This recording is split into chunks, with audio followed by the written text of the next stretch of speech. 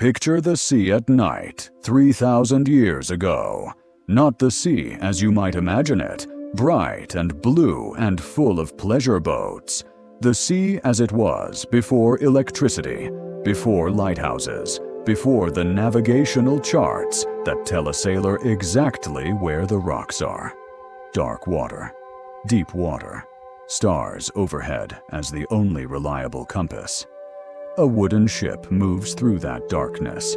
It is small by any modern measure, perhaps 50 feet long, built from cedar and pine, its planks sealed with pitch against the salt water.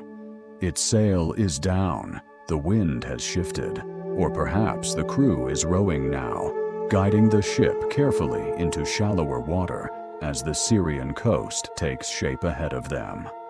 They have been at sea for weeks. The cargo below decks and lashed to the railings is extraordinary by any measure. The copper ingots from the island of Cyprus, each one cast in a distinctive shape, heavy and reddish-brown. Tin from somewhere much further east, weeks of overland travel from mines in the heart of Asia, then transferred to other ships, then transferred again until it arrived in a Mediterranean port and was loaded here. Glass, ivory, jars of olive oil sealed with clay stoppers, bolts of dyed cloth, personal belongings, trade goods, the material life of a world that has been exchanging these things across thousands of miles for as long as anyone can remember. The captain has made this run before. He knows this coast. He knows the smell of it, cedar smoke from the city's cooking fires, and underneath that, the particular thick smell of a harbor, of salt and bilge water and old rope and the animal residue of hundreds of ships coming and going over hundreds of years. He is looking forward to arriving. And then he sees the smoke, not the familiar thin columns of kitchen fires rising from the city.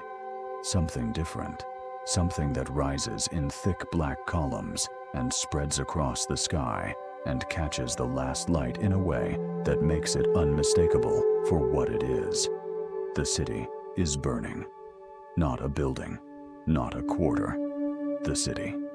As they draw closer, the harbor that should be orderly and familiar shows them something else. Wreckage in the water, silence where there should be noise, and on the shore, when they finally reach it, if they reach it, the ruins of what had been, for more than 1,000 years, one of the most prosperous trading cities in the world.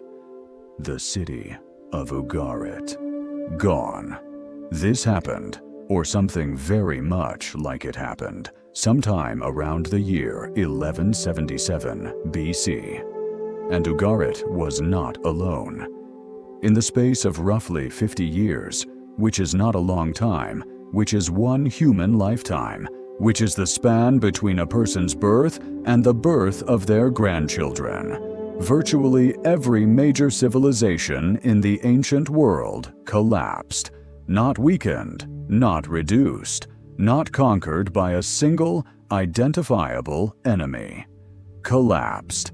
The Hittite Empire, which had controlled most of Anatolia, the broad plateau that is now the country of Turkey, for 400 years, simply vanished. Vanished so completely that within a few generations, the people living in the same land had no memory of it. The name Hittite survived only as a vague reference in ancient texts, a puzzle that no one could quite explain, until archaeologists began digging in the 19th and 20th centuries and found the ruins beneath the soil. The civilization of Mycenaean Greece, a world of kings and palaces and warrior aristocrats, the world that supposedly fought the Trojan War, burned. Its great palace complexes, massive stone buildings that had been the administrative centers of an entire civilization, were destroyed and abandoned. The writing system these people used, a script called Linear B, which we now know was an early form of Greek, disappeared entirely. For 400 years after the collapse, the Greeks could not write. Egypt survived, but barely and not intact. The Egypt that came through the crisis was smaller, poorer, less powerful, and less confident than the Egypt that went into it. The New Kingdom, the era of the great pharaohs, of Abu Simbel and the Battle of Kadesh and the enormous temples that still stand today, was over. Egypt would continue for centuries more, but it would never again be quite the same thing it had been. The trading cities of the Syrian coast, Ugarit, Megiddo, Hazor, and others, were destroyed. Most were never rebuilt. In 50 years, one lifetime. Why? That is the question that has haunted historians, archaeologists, and careful readers for more than a century. And the honest answer, the one that the evidence actually supports, is that we do not know. Not completely. Not with the kind of clean, satisfying certainty that a mystery usually resolves to in the end. We have theories. We have fragments of evidence. Desperate letters preserved by the fires that destroyed them. Pollen grains from ancient lake beds that tell us something about the climate. The charred remains of palace storerooms. The patterns in which walls collapsed. We have the inscriptions of an Egyptian pharaoh who claimed total victory over the forces of chaos. And we have the quieter, more complicated story that the physical remains tell. But the moment of tipping, the exact shape of how everything came apart, remains just beyond the reach of what we can know. There is a gap in the record, a silence in the archives, at exactly the point when the archives stopped being maintained. And perhaps that is part of what makes this story so persistent, so worth sitting with on a quiet night. It is the story of a world that believed itself permanent, finding out that it was not. Before we can understand what was lost, we need to understand what existed. Because the Bronze Age world that collapsed around 1200 BC was not a primitive place. It was not a scattering of isolated villages, each struggling for survival, connected to nothing beyond its immediate horizon. By the standards of its time, and in many respects by any standard, it was a sophisticated, complex, remarkably well-organized world. It had been building for a long time. The civilizations of the late Bronze Age were not the first civilizations. Egypt had been a coherent state for nearly 2,000 years before the events we are describing. The cities of Mesopotamia, the land between the Tigris and Euphrates rivers, in what is now Iraq, had been trading and writing and building for longer still. By 1200 BC, writing had already existed for nearly 2,000 years. Kings had been keeping archives and conducting diplomacy for as long as anyone could remember. The world had been civilized, in the most meaningful sense, for a very long time. What made the period from about 1500 to 1200 BC distinctive, what made it in retrospect something like a golden age before the collapse, was not any single innovation, but a particular density of connection, a degree of interaction and interdependence between the major civilizations that had never quite existed before. Let us take them one at a time. Egypt first, because Egypt is where most of us naturally look when we think of the ancient world. And because at this particular moment in history, the looking is justified. The Egypt of the New Kingdom, roughly 1550 to 1070 BC, was at its greatest extent and its greatest confidence during the period we are examining. This is the Egypt of Thutmose III, who campaigned as far as the Euphrates River. The Egypt of Akhenaten, the heretic pharaoh who briefly overturned centuries of religious tradition. The Egypt of Nefertiti. The Egypt of Ramesses II, Ramesses the Great, who ruled for 66 years and whose monuments still dominate the landscape of the Nile Valley 4,000 years later.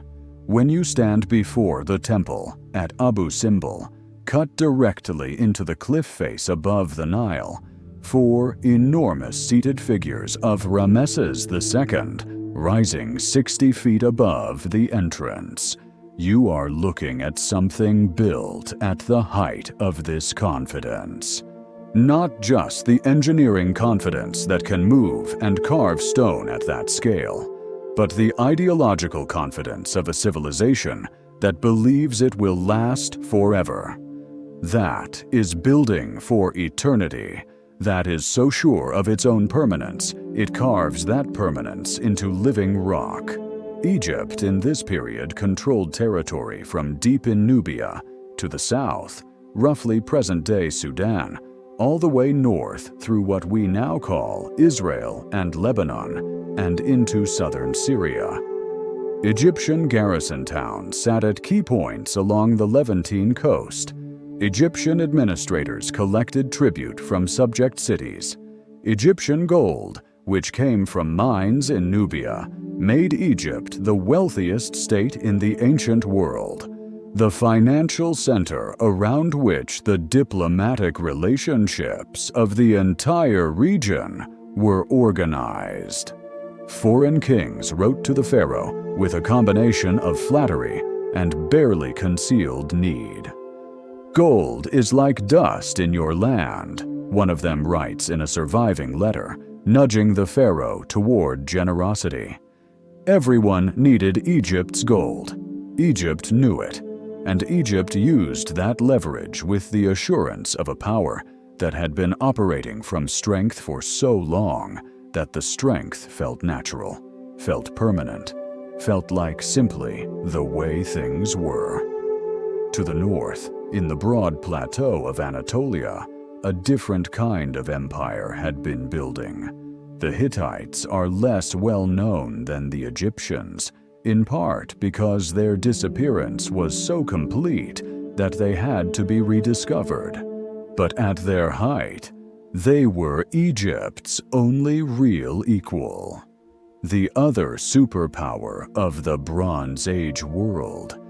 The one civilization that the pharaoh addressed as brother rather than as a subject or a petitioner. Hittite history is complicated and dense, full of names that are difficult for modern readers and a political geography that shifted constantly as the empire expanded, contracted, and expanded again. But the essential shape is this. Beginning around 1650 BC, a kingdom in central Anatolia began to grow. It absorbed neighboring city-states. It extended its influence through a combination of military force and diplomatic agreement. By around 1400 BC, it had become an empire controlling most of present-day Turkey and pressing into northern Syria. Their capital was a city called Hattusa, built on a rocky plateau in the river valley that is now called the Kızılırmak. When archaeologists finally excavated it in the 20th century, they found something remarkable. Not the ruins of a primitive fortress, but a genuine city. Massive stone fortification walls winding across miles of ridgeline, monumental gates decorated with carved sphinxes and lions and warriors, enormous temple complexes, administrative buildings, and most importantly, archives, thousands of clay tablets. In Hittite, in the Akkadian that served as the diplomatic language of the ancient world, in Luwian, in Hurrian, in half a dozen other languages, records of military campaigns and grain distributions, ritual texts prescribing the exact words and gestures for religious ceremonies, law codes, instructions for court officials about the proper behavior at royal banquets, diplomatic treaties with their elaborate oaths and their careful legal language. When scholars began to read these tablets in the early 20th century, the key breakthrough came in 1915 when a scholar named Bedřich Hrozný realized that Hittite was related to the Latin and Greek and Sanskrit that European scholars already knew. It was like a door opening onto an entirely unexpected room. Here was a civilization, sophisticated and complex and deeply engaged with the international world of its time, that had been sitting under the fields of central Turkey for 3,000 years, waiting. The Hittites fought Egypt to a standstill at the Battle of Kadesh, somewhere around 1274 BC, a massive engagement on the Orontes River in Syria, thousands of chariots and infantry on both sides, the outcome ambiguous enough that neither side could claim a clear victory. And so, they did something unprecedented. They negotiated.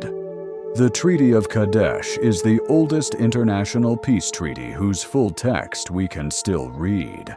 It exists in two versions, carved in hieroglyphics on the walls of Egyptian temples and preserved in cuneiform on what was originally a silver tablet in the Hittite archives. Both versions say essentially the same thing. These two great kingdoms will not make war on each other. They will defend each other against outside attack. They will return each other's political refugees. The gods of both nations are invoked as witnesses. It is, in its structure and its assumptions, recognizably modern. You could show it to a diplomat today, and they would understand immediately what they were looking at. The language of international law, mutual obligation, formal witnessing, the appeal to higher authority to enforce compliance, is all there. These were not primitive people. They were the architects of the international system we still, in our bones and our institutions, inhabit. West of the Hittites, across the Aegean Sea, a third civilization was flourishing in a way that is easy to overlook because it was erased so completely. Mycenaean Greece is not the Greece of Plato and democracy and the Parthenon. That Greece came later, 8 centuries later, which is as far from the Bronze Age as we are from medieval Europe. Mycenaean Greece was something older and stranger, a world of warrior kings, of massive stone palaces built on defensible hills, of elaborate burial rites and golden death masks, of administration so detailed and obsessive that it kept records of everything.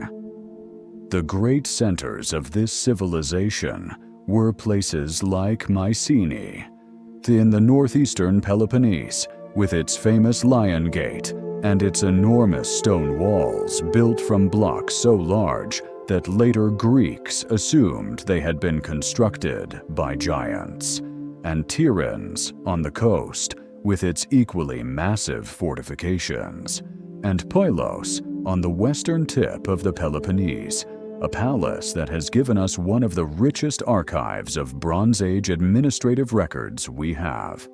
At Pylos, archaeologists found hundreds of clay tablets inscribed in a script now called Linear B. When Michael Ventris, a British architect with a passionate amateur's interest in ancient languages, cracked the code of Linear B in 1952, the world got its first direct look at Mycenaean Greek civilization from the inside. What the tablets showed was not poetry, not history, not mythology. They showed administration. Careful, relentless administration. How many chariot wheels were in storage? How many jars of perfumed olive oil had been allocated to which temples? How many men had been assigned to which tasks? How much grain was owed to the palace by which villages? The palace at Pylos was the center of an economic system that reached across its surrounding territory like a vast, careful hand. It took in the surplus of the countryside, grain, wool, livestock, bronze objects from craftsmen, and redistributed them according to a system of allocations and rations maintained by a specialized class of scribes.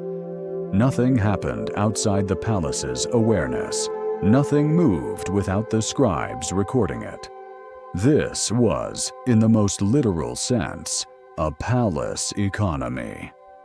The palace was not just where the king lived. The palace was the economy. The palace was the state.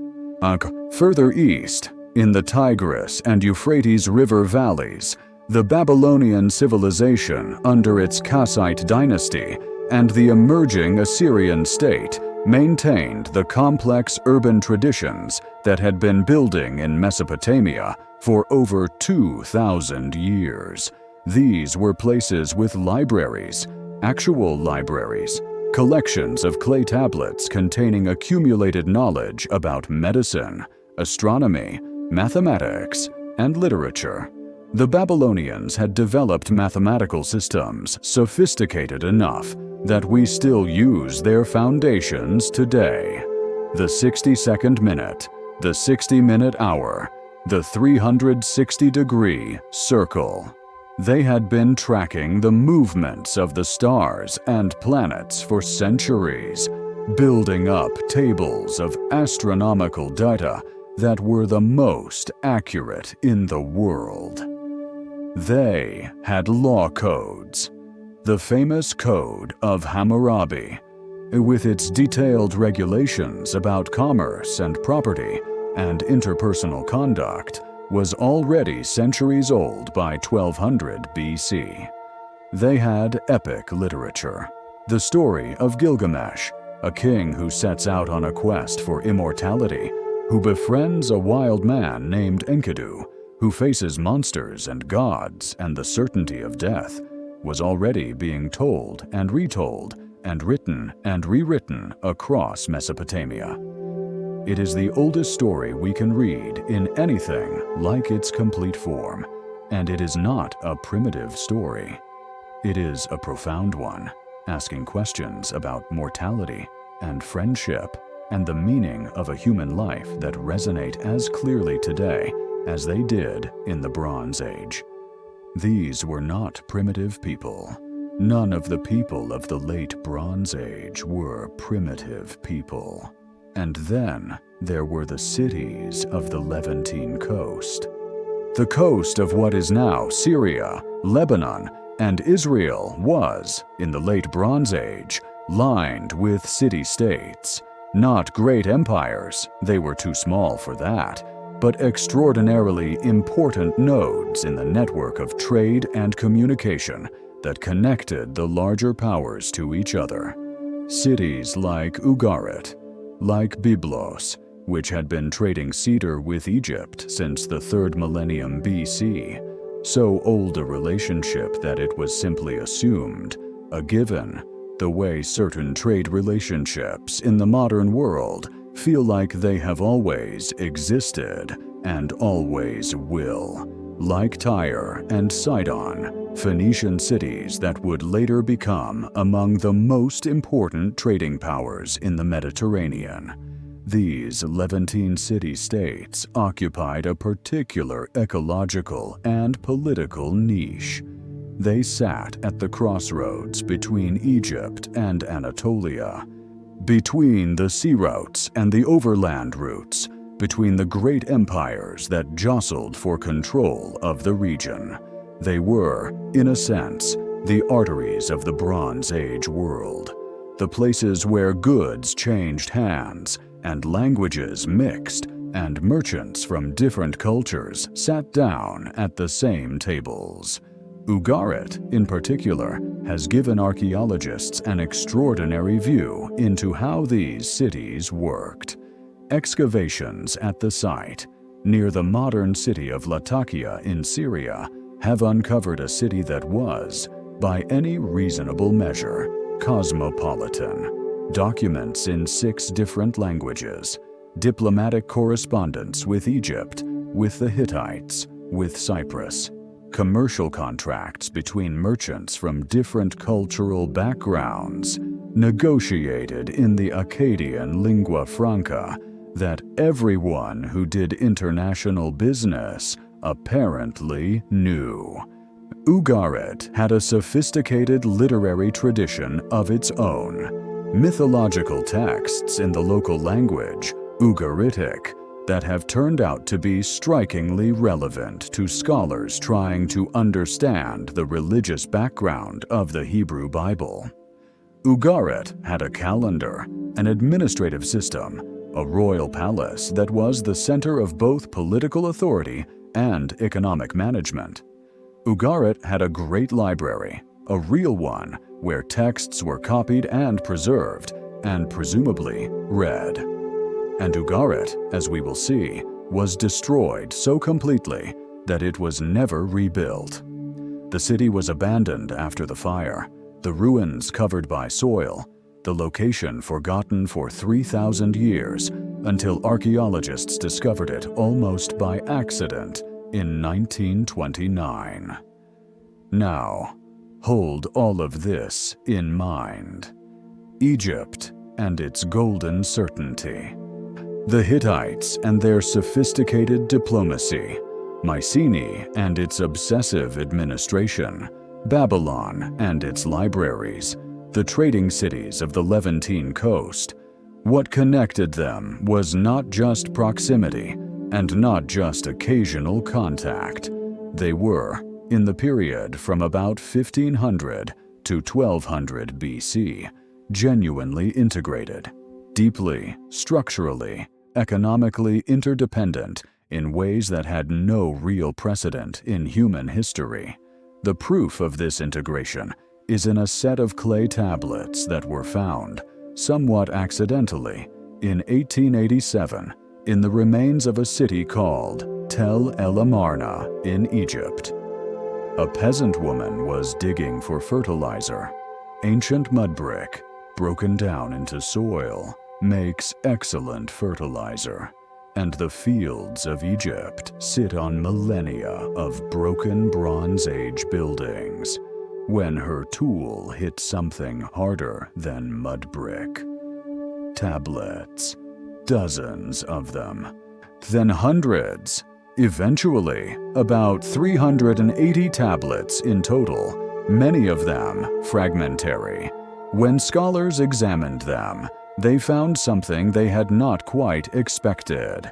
These were diplomatic letters, correspondence between the pharaohs of Egypt, specifically Amenhotep III, Akhenaten, and briefly Tutankhamun, and every major ruler in the Near East: the Hittite king, the Babylonian king, the Assyrian king, the rulers of Cyprus and of the Levantine city-states. Written in Akkadian, the diplomatic language of the era, the ancient equivalent of the role that English plays in international communication today. A language that apparently every educated person who engaged in international affairs knew, or had scribes who knew it for them. The tone of these letters is genuinely startling. Kings call each other brother. They discuss the exchange of gifts in a way that is clearly as much about establishing status as about the gifts themselves. One Babylonian king writes to the pharaoh in terms that manage to be simultaneously deferential and complaining, noting that a promised shipment of gold has not arrived, and suggesting, with barely concealed irritation, that perhaps the pharaoh has forgotten.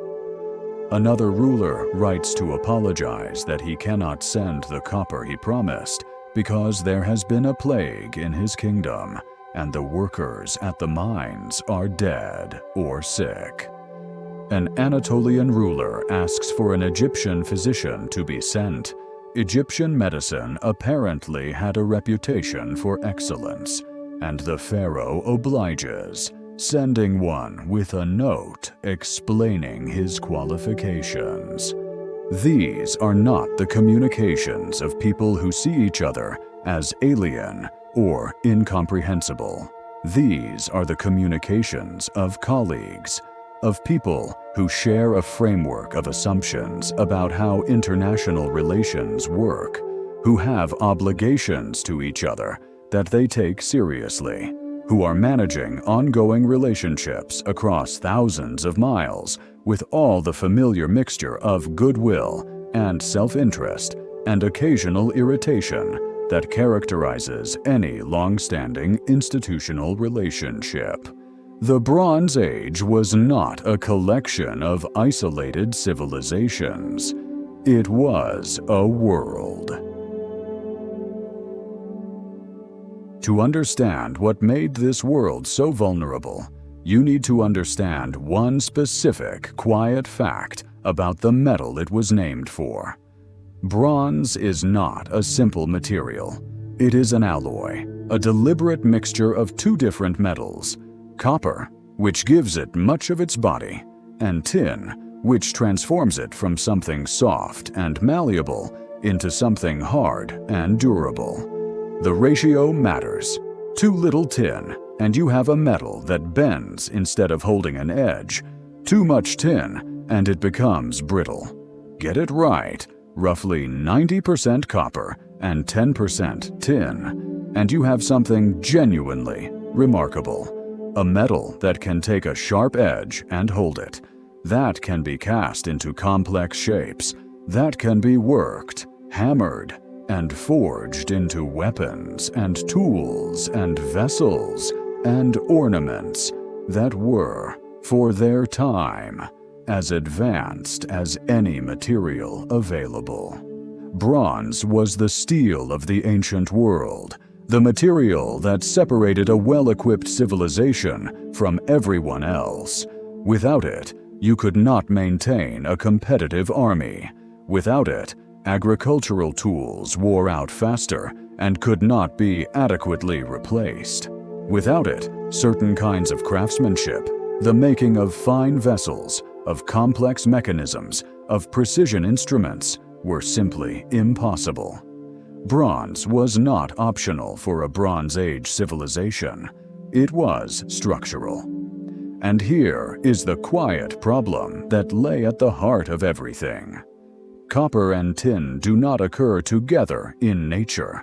They are found in different places, distributed across the Earth's geology, with a complete indifference to the convenience of the civilizations that needed both of them simultaneously.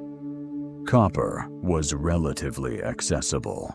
Cyprus had vast copper deposits, so vast and so famous that the very word copper comes from the island's Latin name, cuprum. There were workable copper mines in Anatolia and in the Sinai. Egypt had some copper, but tin was genuinely, frustratingly rare in the ancient Mediterranean world. The major tin deposits accessible to Bronze Age trade were in places like Afghanistan, more than 2,000 miles from the major Mediterranean civilizations, possibly in Cornwall, in what is now southwestern England, which would have meant a journey of 3,000 miles or more through a chain of intermediaries, each passing the material along to the next. There may have been other sources in Central Asia. The exact routes are still debated by scholars. What is not debated is the essential problem. Every major Bronze Age civilization needed tin, and no major Bronze Age civilization had enough tin on its own doorstep, which meant that international trade was not a luxury. It was not something kingdoms did when they had surplus and felt generously inclined. It was a necessity, a structural requirement. The entire Bronze Age military and agricultural and economic system depended on a continuous, reliable flow of tin across distances that, in a world of wooden sailing ships and seasonal weather and overland caravan routes through uncertain territory, were genuinely vast. There is a way to make this concrete, to give it weight and texture, rather than leaving it as an abstract proposition. In 1982, a Turkish sponge diver was working in the waters off the coast of Uluburun, a cape on the southern coast of Turkey, when he noticed something on the seafloor. A series of flat, reddish-brown objects, partially buried in sediment, about 150 feet down. He reported what he had seen, and what followed was one of the most important and most painstaking underwater excavations in archaeological history. 11 seasons of work, thousands of dives, the careful, patient extraction of material from a merchant ship that had sunk sometime around 1300 BC. The cargo was extraordinary: 10 tons of copper ingots from Cyprus, each one cast in a shape, 4 short handles extending from the corners like a flattened animal skin, that is now recognized as a standard Bronze Age trade form. The oxhide ingot, as archaeologists call it, was something like the ancient world's equivalent of a standardized shipping container, a recognized, consistent form that made the metal easy to handle and count and verify. About a ton of tin. The exact origin of this tin is still debated, but Afghanistan or Central Asia are the most likely sources. It had traveled a very long way to be loaded onto this ship. Glass ingots from Mesopotamia, deep cobalt blue, a color achieved through techniques that were essentially a form of ancient chemistry, and that produced a material valued throughout the Bronze Age world. A golden scarab, a small carved amulet in the shape of a dung beetle, bearing the name of the Egyptian queen, Nefertiti, an object of obvious prestige value, perhaps a diplomatic gift, perhaps the personal property of someone of status. Ebony, from Africa. Hippopotamus ivory from Africa. Elephant ivory, possibly also from Africa, or possibly from Syria, where elephants were not yet extinct in the Bronze Age. Pottery from Cyprus and from Mycenaean Greece. Canaanite storage jars. Baltic amber, which means that the tree resin from the cold northern forests of what is now Poland or Scandinavia had made its way south through a chain of exchanges, across the Alps and down through the Mediterranean world, to end up on this ship in these waters. There were fruits, pomegranates, figs, olives, grapes, almonds. There were spices. There were raw materials and finished goods. There were personal objects that must have belonged to the crew or to passengers. A stone anchor with votive offerings near it. Weapons that appear to have been personal arms rather than cargo. Jewelry. Items of uncertain purpose. Goods from at least 7 distinct cultural regions on a single ship. This was not a special diplomatic voyage. This was not the kind of extraordinary gift exchange reserved for relations between great kings.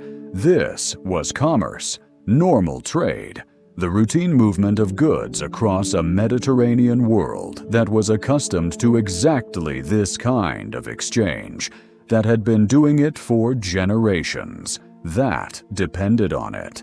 This ship was probably one of hundreds making similar journeys every sailing season. To move things of this kind, copper from Cyprus, tin from Afghanistan, amber from the Baltic, ivory from Africa, you needed more than ships. You needed relationships, sustained, maintained, trusted relationships between merchants and rulers and port officials across thousands of miles. In cultures with different languages and different customs and different gods, you needed the legal frameworks and the diplomatic protocols that made it safe to trust a counterpart you could not personally supervise. You needed the archive systems, the clay tablets, the scribal offices that kept track of what was owed to whom and what had been paid. You needed, in other words, an entire civilization of commerce, not just goods, but the human infrastructure that moved them. This infrastructure had been building for centuries. By 1300 BC, it was remarkably well developed. The Amarna letters show kings discussing grain prices and physician fees and diplomatic gift etiquette in ways that make it clear they are operating within a shared set of assumptions, a common framework of how international relations work. They are not improvising. They are following protocols that are so well established that deviations from them, a late shipment, a gift that falls short of expectations, are worth writing letters about. It worked. For a long time, it worked beautifully. The problem, the quiet, structural problem that no one who was inside the system seems to have fully recognized, is what systems theorists call fragility. A system is fragile when it is optimized for normal conditions and has no reserve capacity for abnormal ones, when it is running at high efficiency, with very little slack, very little redundancy, very little buffer against disruption, when every part depends on every other part, and a failure in any one place can cascade through the whole. The Bronze Age trading network was highly efficient. It was also highly fragile. A drought in the grain-producing regions that fed the populations who worked the copper mines could reduce copper production, which would reduce bronze production, which would reduce military capacity, which would affect the political stability of states that depended on military strength, which would affect their ability to maintain the trade relationships that brought them tin and other necessities. A disruption to the sea lanes, piracy, political instability, unusual storms in a particularly bad sailing season could delay the tin shipments that kept the bronze smiths working, which could delay the weapons and tools that armies and farmers needed, which could create shortages that generated social pressure, that made political instability more likely, that made further disruptions more likely. I tug on any thread, and the whole web vibrates. In good times, this interconnectedness was a source of strength. A bad harvest in one region could be cushioned by imports from another. A temporary disruption to one trade route could be compensated by another. The system was so deeply integrated that its participants could absorb individual shocks without catastrophic consequences.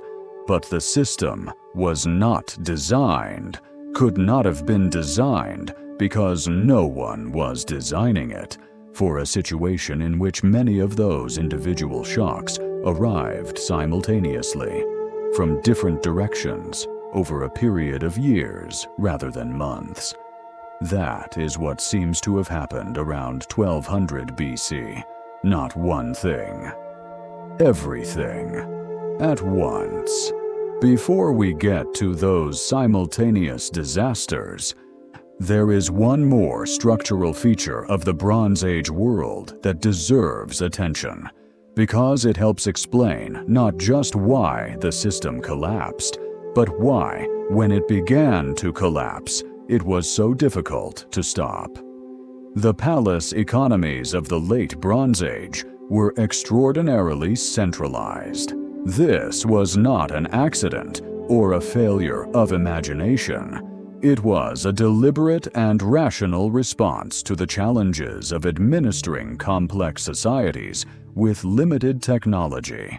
The palace gathered resources from the surrounding territory, stored them, and redistributed them. It maintained the specialists, the scribes, the bronze smiths, the chariot builders, the religious practitioners who kept the system running. It managed long-distance trade on behalf of the state.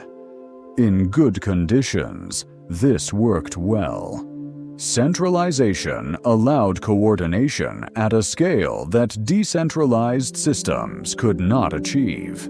Large-scale irrigation projects, standing armies with standardized equipment, the kind of long-distance diplomatic engagement that required sustained institutional memory. All of this became possible under palace administration. But centralization also created a very specific kind of vulnerability. When everything flows through a single center, when the palace is the economy, the state, the religious authority, and the social safety net all at once, the failure of the center is the failure of everything. There is no parallel system to take over. No distributed network of independent producers and traders who can keep things running if the administrative machinery breaks down. The palace is the machine, and palace systems, when under pressure, almost inevitably respond in the same way. By tightening, by demanding more from below to protect the functioning of the center, by insisting that quotas be met even when the conditions that made those quotas achievable have deteriorated. A drought comes, the harvests are smaller. The palace, whose operational costs have not decreased, responds by increasing the portion it takes from each farm. The farmers, who are already struggling, now face higher demands at exactly the moment when they have less to give. The palace is not being irrational. It is doing what it must to maintain itself. But the effect, accumulated over years, is to hollow out the social base that the palace depends on. And somewhere in that hollowing, quietly, something begins to give way. There is a particular kind of scientific work that involves going to very quiet places and asking old questions. Lakes are good for this. Old lakes, deep ones, in regions that have been continuously inhabited for thousands of years. The lakebed accumulates sediment, slowly, steadily, year after year, the material that settles through the water column, bits of mineral, fragments of organic material, the shells of tiny organisms, and, preserved in extraordinary detail, pollen. Every plant that produces pollen, which is most plants, produces its own distinctive variety. Each species has a characteristic pollen grain, recognizable under a microscope by its shape and surface texture. Oak pollen looks like oak pollen. Barley looks like barley. The thorn scrub that grows on dry, degraded ground looks like the thorn scrub that grows on dry, degraded ground. Pollen is also, under the right conditions, essentially indestructible. The outer shell of a pollen grain is made of a material called sporopollenin that resists decomposition almost indefinitely, which means that pollen grains preserved in ancient lake sediments can survive for millions of years, can be extracted, identified, counted, and used to reconstruct what the landscape looked like at the time they were deposited. Researchers have done this at sites across the eastern Mediterranean, Cyprus, the Levant, Greece, Anatolia. They extract sediment cores, long cylinders of compressed lakebed material, each layer representing a period of time, and they count pollen grains, species by species, layer by layer. They can watch the landscape change across thousands of years of sedimentary record. And in cores from around 1200 to 1150 BC, at multiple sites, spread across a wide geographic area, they see the same pattern. The pollen of cultivated crops, wheat, barley, the plants that indicate active human farming, decreases. The pollen of trees, particularly oak, decreases. And the pollen of drought-tolerant shrub plants, tough, thorny, opportunistic vegetation that colonizes dry, degraded ground, increases. The landscape was changing.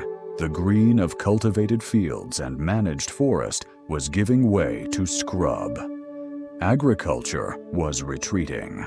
This is not the signature of a single bad year, or even a few bad years. A drought that lasts a season or two leaves a different mark in the pollen record. What these cores show is a sustained shift, a transition toward drier, more variable conditions that stretched over decades. Not a disaster arriving all at once, but a slow tightening of the world's generosity, the rains becoming less reliable, the springs running lower each year, the olives setting less fruit, the barley never quite filling out the way it used to. The pollen record is not alone in suggesting this.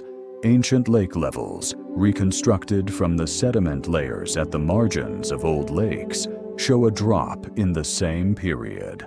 Stalactites and stalagmites in caves, which grow layer by layer as mineral-rich water drips through the rock above them, and which record rainfall patterns in the chemistry of those layers, show changes consistent with reduced and more variable precipitation. And tree rings, when we can find timber preserved from this period, show sequences of narrow rings.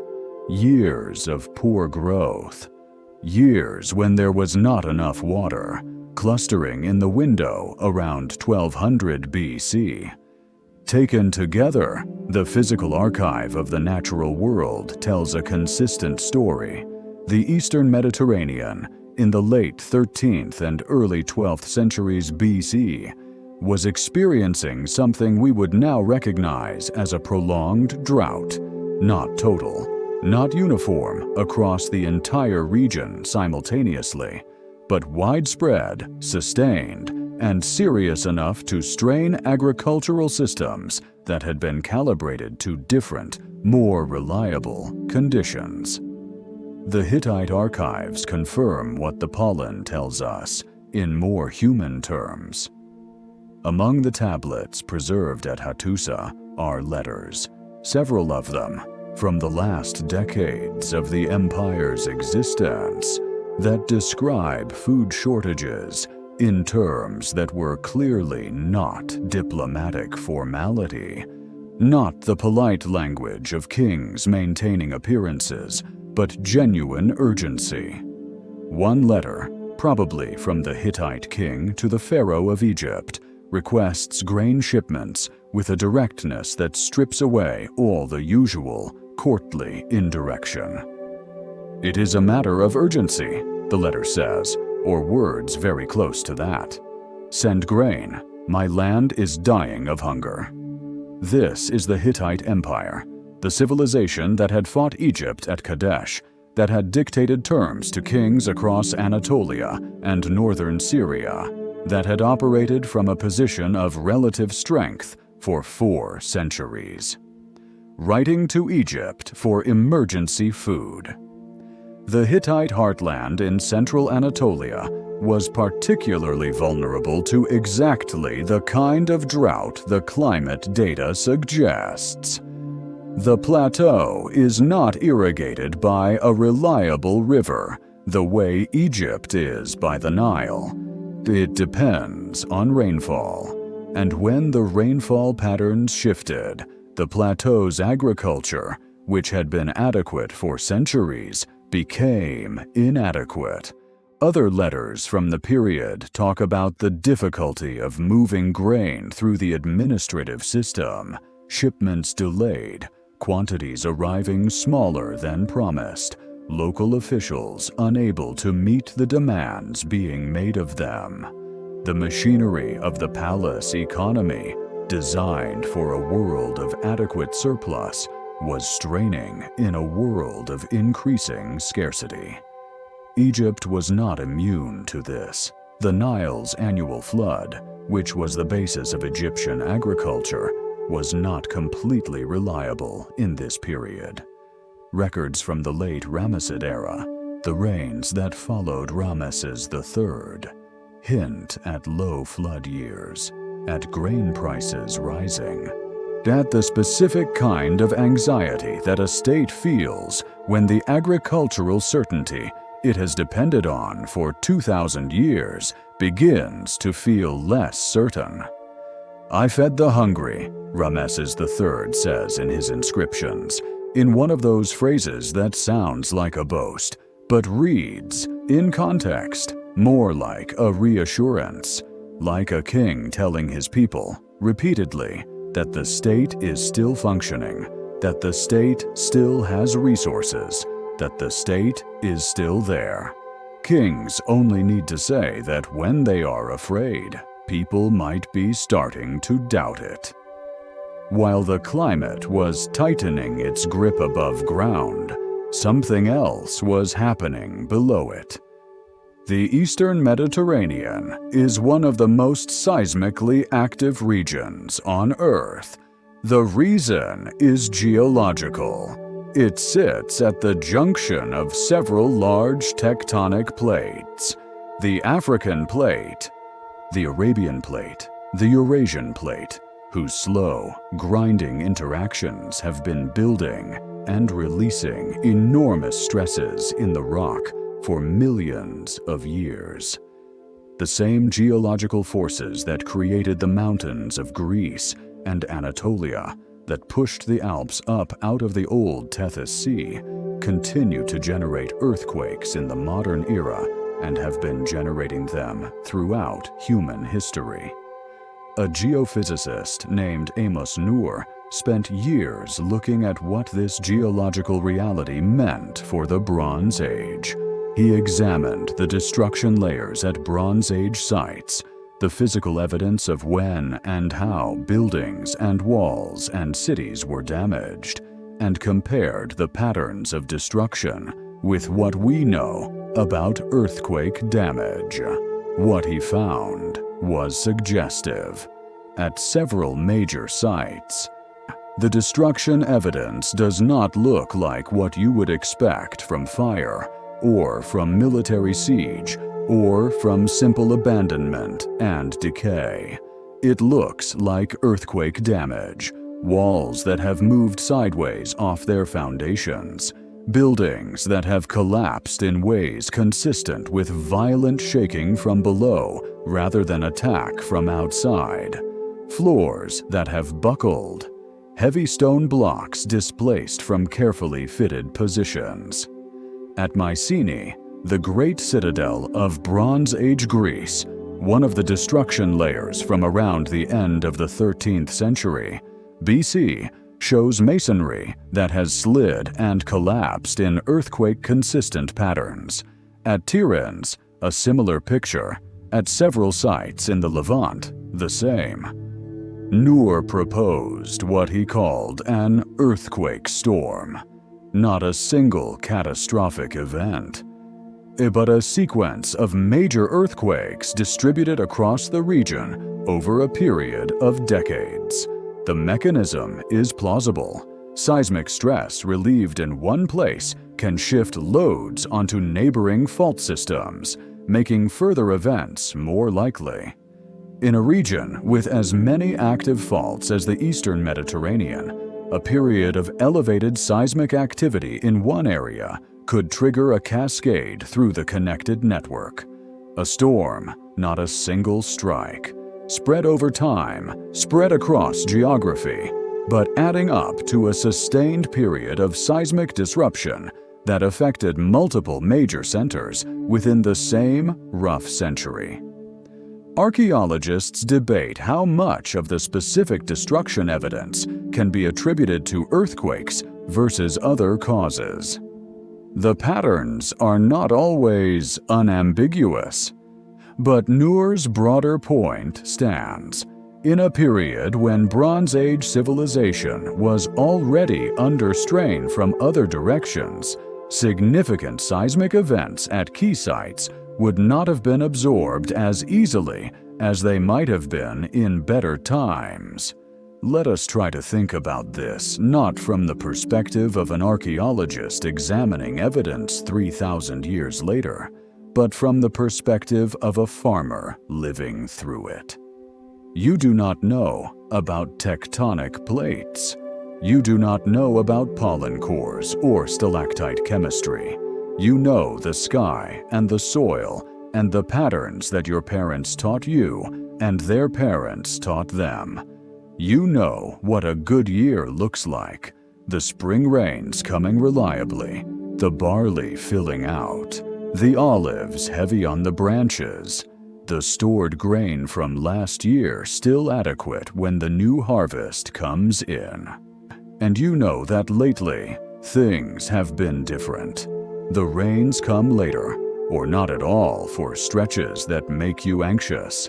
The spring that feeds your village runs lower each year. The barley, you planted it at the right time. You did everything right. Came up thin and pale this year. It has come up thin and pale for 3 years now. The palace takes its portion regardless. The scribes come on schedule, as they always have, and they count what you have brought in, and they note what is owed.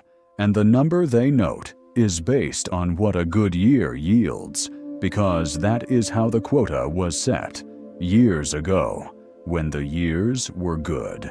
That you have yielded less than the quota this year, and the year before, and the year before that, is your problem, not the scribe's. The scribe writes down what is owed. The soldiers collect what is owed. And what is left for your family is less than you need. The first bad year, you sell something, a piece of jewelry, an animal you were planning to breed from. You tighten the rationing at the family table. You tell yourself it is 1 year, these things happen, next year will be better. The second bad year, you sell more. You borrow. You send your eldest son to work in a palace workshop because they will feed him there, and that is 1 fewer mouth at your own table. The third bad year, you are starting to make the kind of calculations that people only make when they are genuinely desperate. The palace is a half-day's walk away. It has walls and soldiers and grain stores that you know are there because you have seen the scribes hauling the accounting tablets, and you have seen the carts going in. There is grain in there. Your grain. In part, grain taken from you and stored against emergencies that the palace apparently does not consider your situation to constitute. You begin to wonder, as cold and hungry people in all times and places eventually wonder, what the arrangement is actually giving you. What you are getting for what you are giving. There is a particular kind of document from the last decades of the Mycenaean palace at Pylos that carries a special weight.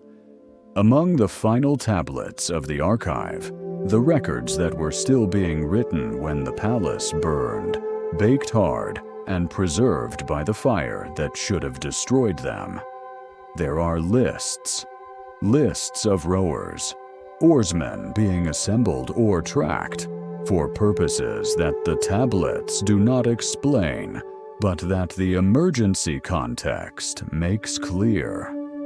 Lists of men stationed along the coastline, watchers, positioned at regular intervals to monitor the sea approaches to the kingdom, lists of bronze being collected from religious sanctuaries. That last item deserves a pause. In a Bronze Age society, the bronze that had been dedicated to the gods, placed in temples as offerings, accumulated in sacred precincts over generations, was not ordinarily touched. It belonged to the gods. To take it would be a kind of sacrilege, a violation of the compact between the human world and the divine one. The scribes at Pylos were recording its collection. The palace was melting down the gods' bronze to make weapons, which means the palace had run so short of metal, that crucial, non-optional material, that it had resorted to stripping the temples. The tablets do not say what the emergency was.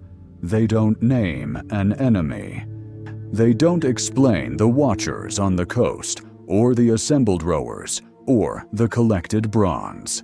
They simply record, in the flat administrative language that is the voice of the Bronze Age, the preparations being made.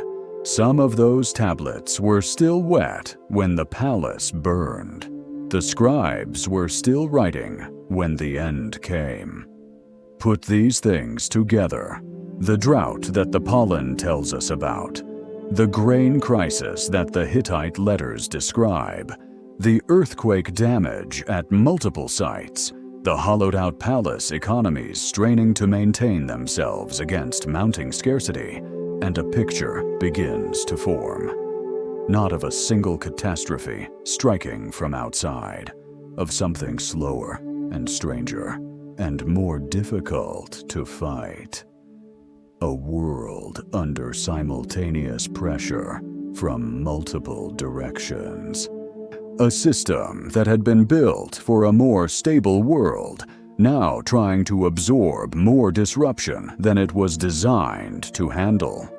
Civilizations that were, one by one, reaching the point where the reserves were gone, the slack was used up, the capacity to absorb the next shock was exhausted. Drought alone, historians will tell you, does not end civilizations. People move, they adapt, they switch crops, they dig deeper wells. Earthquakes alone do not end civilizations. Cities get rebuilt on top of their own ruins, over and over across the whole sweep of human history. But drought and earthquakes together, acting on highly centralized palace economies that were already tightly coupled to fragile long-distance supply chains, pressing on societies where the social contract between palace and people was already fraying under the weight of years of shortage and increasing demands from above. That is a different situation. That is a situation in which the arrival of one more stressor, one more disruption, one more crisis might be enough to push something that was already failing past the point of recovery. And from the sea, precisely at this moment, one more crisis was coming.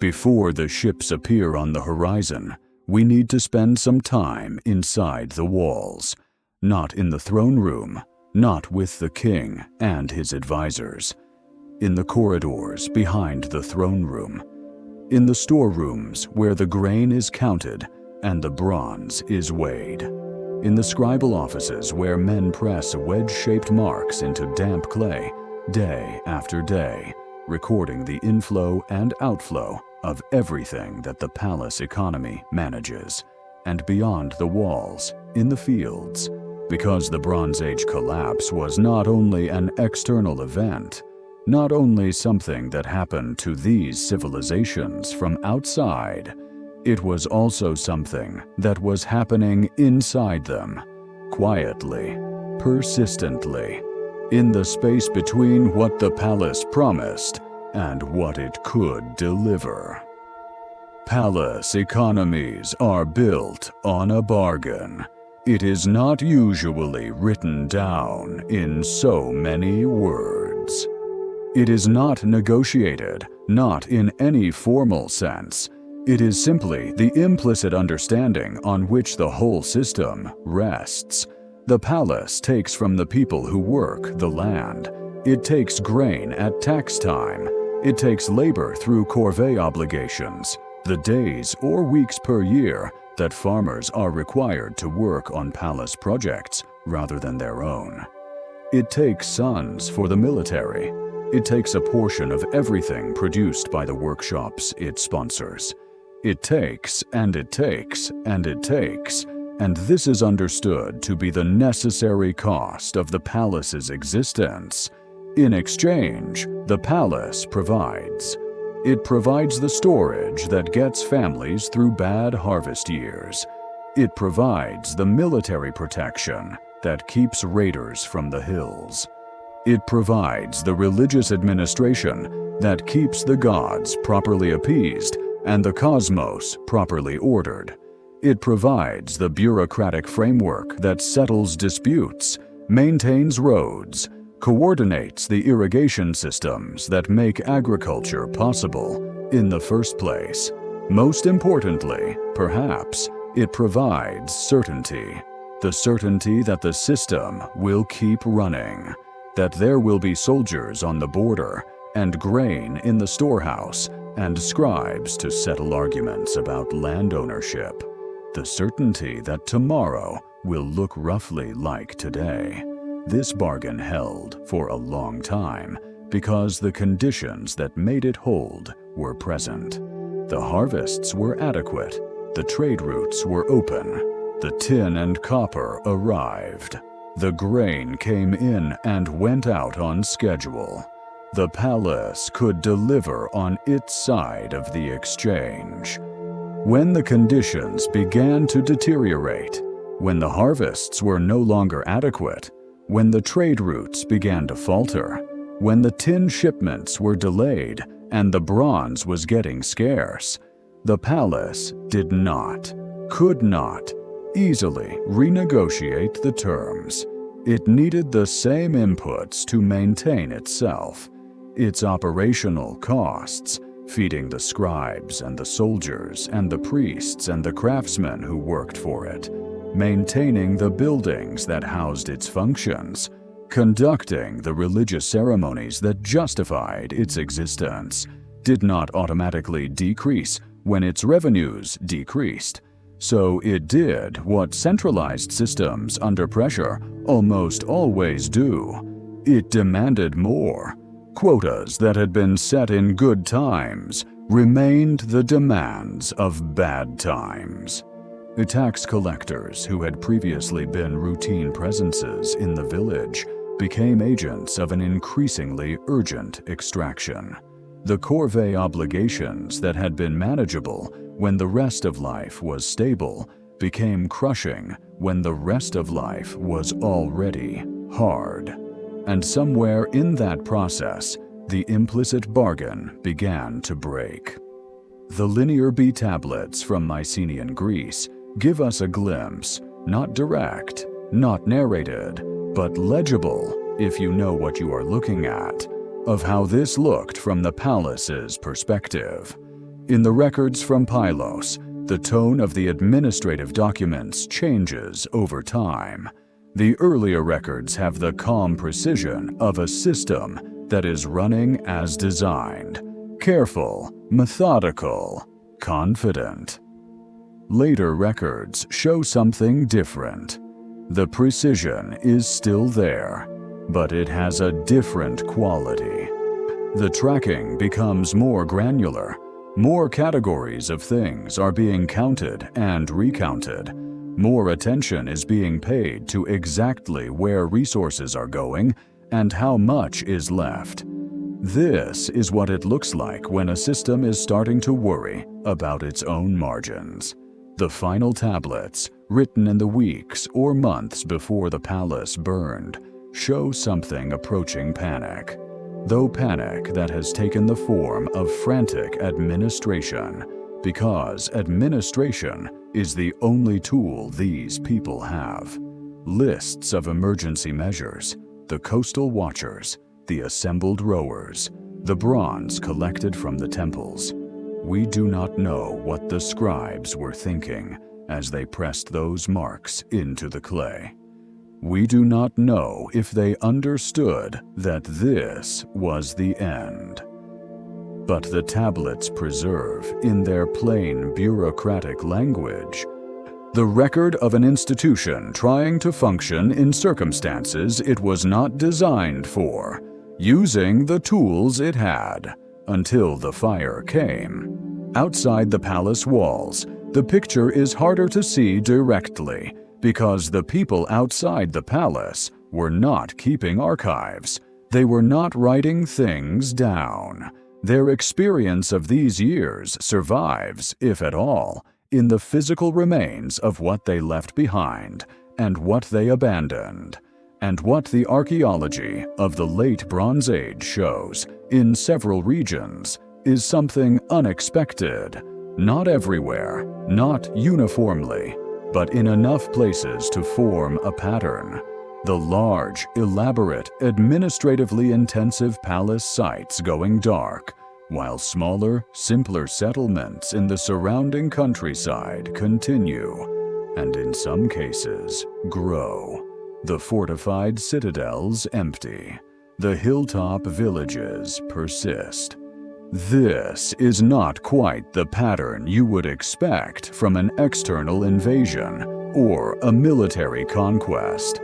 A conquering army would leave a different kind of archaeological signature. Destruction layers moving in a consistent direction, evidence of new populations in the conquered sites, records of the conquerors taking over the administrative machinery of the defeated. What this looks like, instead, is withdrawal, people leaving the palace economy, not in a dramatic moment of revolution, no barricades, no manifesto, no single decisive confrontation. Just the slow, household-by-household accumulation of decisions to go somewhere else. To the hills, where the palace's reach is weaker, to the margins of the system, where the demands are less immediate. Because when the palace is demanding more and delivering less, when the bargain has clearly shifted in favor of the palace and against everyone else, the calculation that keeps people participating in the system changes. The threat that kept people in place, the fear of what happens without the palace's protection and storage, diminishes as it becomes apparent that the palace's protection is increasingly nominal. And people, who are everywhere and in all times fundamentally pragmatic about their own survival, begin to do what pragmatic people do. They leave. There is another kind of evidence from this period that speaks to the same process. In a few places, not everywhere, not consistently, but enough to form a pattern. The destruction layers at Bronze Age sites show signs of burning that seem concentrated in specific areas, in the administrative quarters, in the storerooms, in the areas where the records were kept and the goods were stored and the apparatus of palace extraction was housed. Not random burning, not the random pattern of a fire set carelessly or spread from an accidental source, something more specific. Archaeologists are careful about this kind of inference. The evidence is fragmentary and difficult to interpret. What looks purposeful might be coincidental.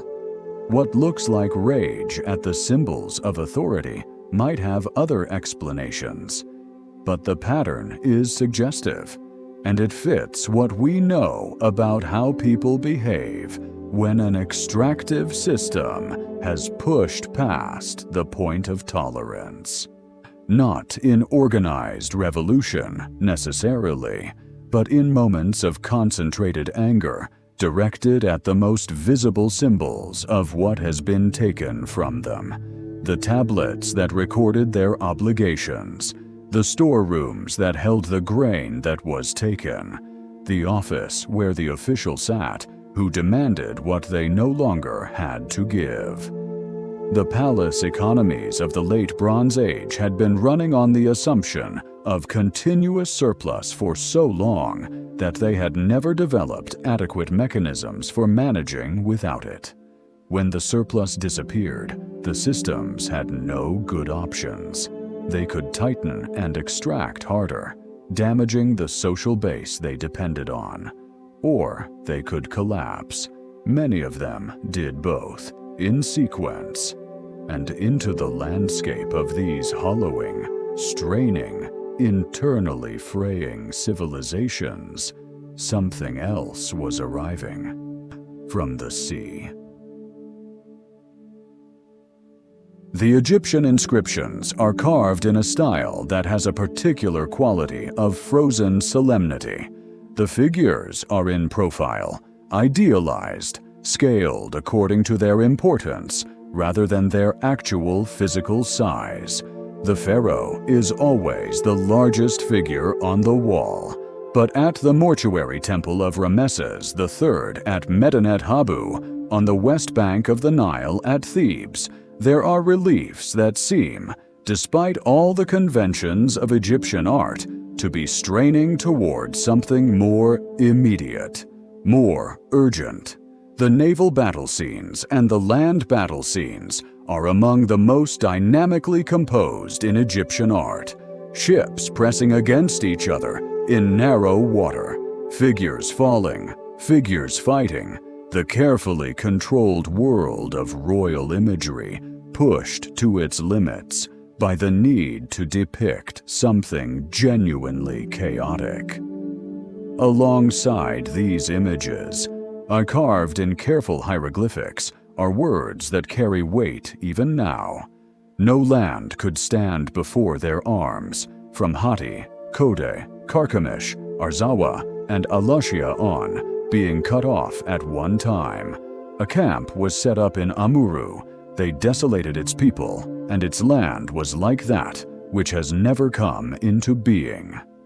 They were coming forward toward Egypt while the flame was prepared before them. Its land was like that which has never come into being.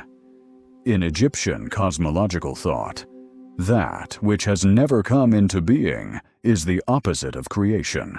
It is primordial chaos, the undifferentiated void before the gods made an ordered world.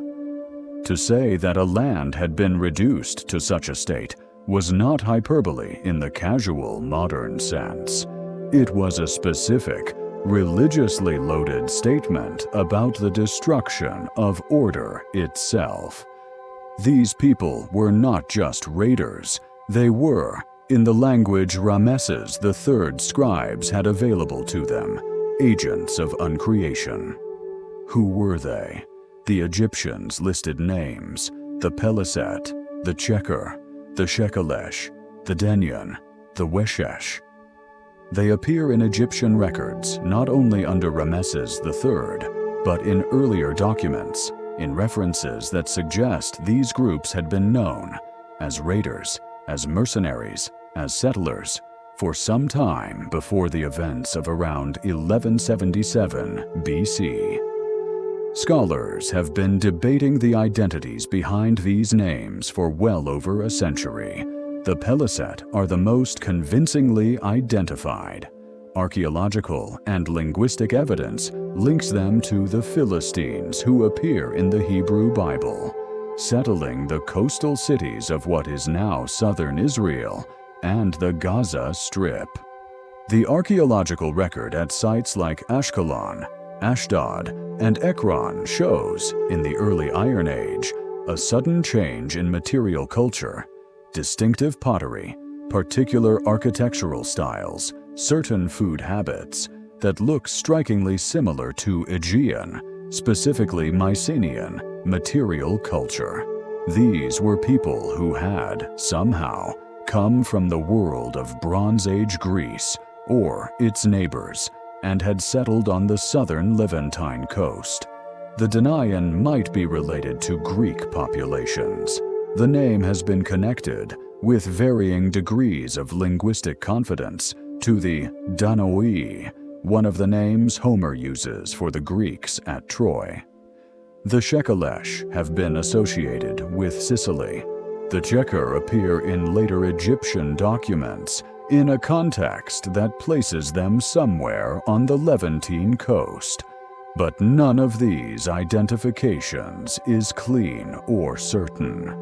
The connections are suggestive rather than proven, and even if we accept the most plausible of them, they raise as many questions as they answer. Why were Greeks and Sicilians and others who may have come from Anatolia or the Aegean all moving at the same time? What drove them? Where had they come from immediately before they appeared in the Egyptian records? These questions are not answerable with the evidence we have, and the honesty of that admission is, in a way, more useful than a false certainty would be, because the uncertainty points toward what actually matters. Were the Sea Peoples the cause of the Bronze Age collapse, or were they the result of it?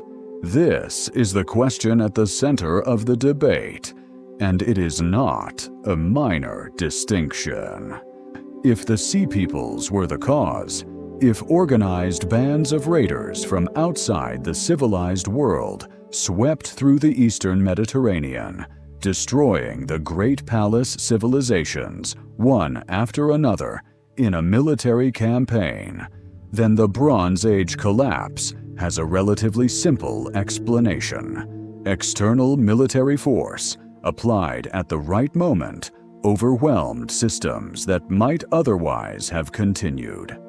If the Sea Peoples were the result, if they were themselves displaced populations, people whose own communities had already been disrupted or destroyed by climate change and earthquake and internal collapse, people who were moving because they had nowhere to go back to, then the collapse was already underway when they arrived.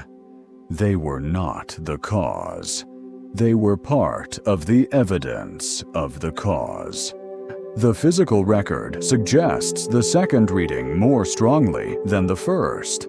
The destructions do not map onto the pattern of a military campaign moving in a direction. They are scattered, overlapping, inconsistent.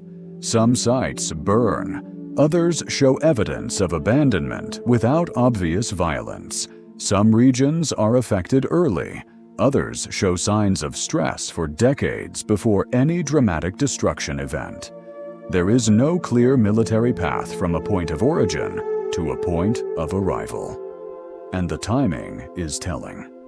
The Sea Peoples arrive in force in the Egyptian records at exactly the moment when everything else, the Hittite Empire, the Mycenaean palaces, the Levantine trading cities, is already in crisis or already destroyed. If they caused the collapse, they are extraordinarily well-timed. If they are a product of the collapse, displaced populations from civilizations that were already failing, the timing is exactly what you would expect. The ox carts in the Medinet Habu reliefs deserve particular attention. In the famous scene of the land battle, among the fighting men and the chariots, there are ox carts, heavily loaded, and in those carts, visible even at the scale of a stone relief, are women and children. Raiding parties do not bring families. If your goal is to attack a settlement, take what you can, and escape before the defenders can organize a response, you do not bring your household in a cart that moves at the pace of oxen. That is slow. That is cumbersome. That is tactically absurd. But if you are looking for somewhere to live, if you have no home to return to, if you are a people in motion rather than a raiding force, if the goal is not plunder but settlement, then the carts make sense. You bring everything because you are not coming back. These were not, in any simple sense, barbarians from outside the civilized world raiding its edges. They were, or many of them were, people from inside that world. People who had been part of the Bronze Age system and had been expelled from it by forces that had destroyed their own communities first. Former sailors whose trading routes no longer existed. Former soldiers whose kingdoms had collapsed. Former farmers whose palace economies had extracted everything they had, and then been unable to protect them when the crisis came. People who had been at the bottom of the Bronze Age hierarchy, the ones the tablets listed as numbers rather than names, and who were now, with nothing left to lose, making different calculations. They were not the storm. They were what the storm looked like from inside. This does not make them harmless. It does not make the destruction they brought unreal. The people of Ugarit, when the end came, were not comforted by the possibility that their destroyers were themselves victims of a larger collapse. The destruction of Ugarit was total, and it was final. The city was never rebuilt. The language of Ugarit, Ugaritic, which had produced a rich literary and religious tradition, stopped being written. The particular form of civilization that Ugarit represented ceased to exist. The reality of the destruction is not diminished by a more complex understanding of its causes, but that more complex understanding changes what lesson we take from the story. If the Sea Peoples are simply external barbarians, the Bronze Age collapse is a story about the fragility of civilization in the face of overwhelming outside force. A lesson about military preparedness, about the dangers at the borders. If the Sea Peoples are themselves a product of the collapse, if they are what the Bronze Age system generated when it broke down, then the story is about something more internal, about the fragility that accumulates inside complex systems when they are under sustained stress, about the point at which the displaced and the dispossessed become not a marginal problem at the edges, but a force that the center cannot contain. There is one document that brings this all into sharp, human focus. It is a clay tablet found in the ruins of Ugarit's Scrabble Quarter. It was, apparently, in the process of being prepared. It may have been written and awaiting a messenger, or may have been in draft when the fire came and preserved it by baking it. The tablet is a letter. It is addressed to the king of Alashia, Cyprus. The writer is probably either the king of Ugarit himself or a very high official speaking in the king's name, and its message, stripped of diplomatic formality, is a plea. Enemy ships have been sighted, 7 of them, according to one translation of the fragmentary text, though the number and the exact details are debated. They have been doing great harm. The city's own military forces have been sent away. to Hatti, to other fronts, to deal with other crises, and have not returned.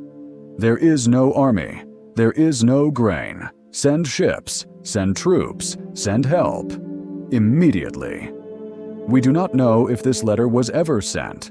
We do not know if any help would have come. What we know is that it was still lying in the scribal room when the fire came. Still on the table, or still in the scribe's hands, or still waiting for the messenger who was going to carry it to the harbor. Ugarit burned. The palace was destroyed. The temples were destroyed. The warehouses were destroyed.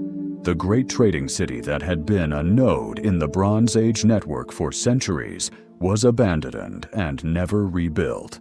The site was buried by soil and time and forgotten until a farmer's plow hit stone in 1929. And archaeologists arrived to ask what lay beneath. The letter was still there, 3,000 years later, waiting.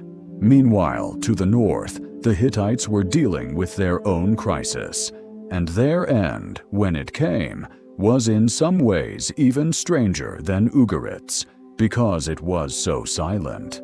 But to understand the silence, we need to understand what the Hittites were at their height, which is the subject of the next chapter. When archaeologists finally began excavating the site of Hattusa in earnest in the early 20th century, they were doing something that has a particular quality of surreality. They were rediscovering an empire. Not rediscovering it in the sense of finding physical remains. Ruins are not unusual, but rediscovering it in the sense of recovering its existence as a historical fact. Because before the excavations, before the tablets were found and deciphered, the Hittite Empire did not exist as a known historical entity. It had vanished so completely, not just physically, but from memory, that the modern world had no idea it had ever been. There were hints. The Hebrew Bible mentions the Hittites a number of times, in ways that suggest they were a significant presence in the Levant at some point.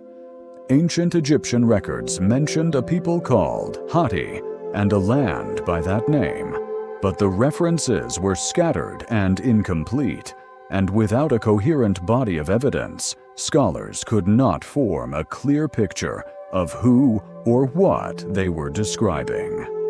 Then came the tablets, more than 30,000 of them, eventually, from Hattusa and its surrounding sites, in multiple languages, preserving the administrative and literary and diplomatic record of an empire that had operated for 4 centuries at the highest level of Bronze Age political life.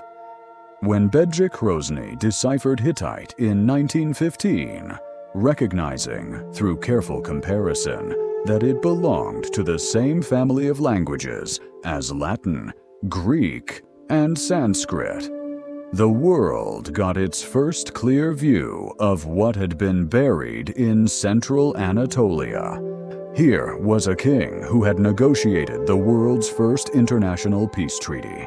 Here were rituals of extraordinary complexity, in which priests performed precise sequences of actions and words to address crises ranging from plague to failed harvests to military defeat.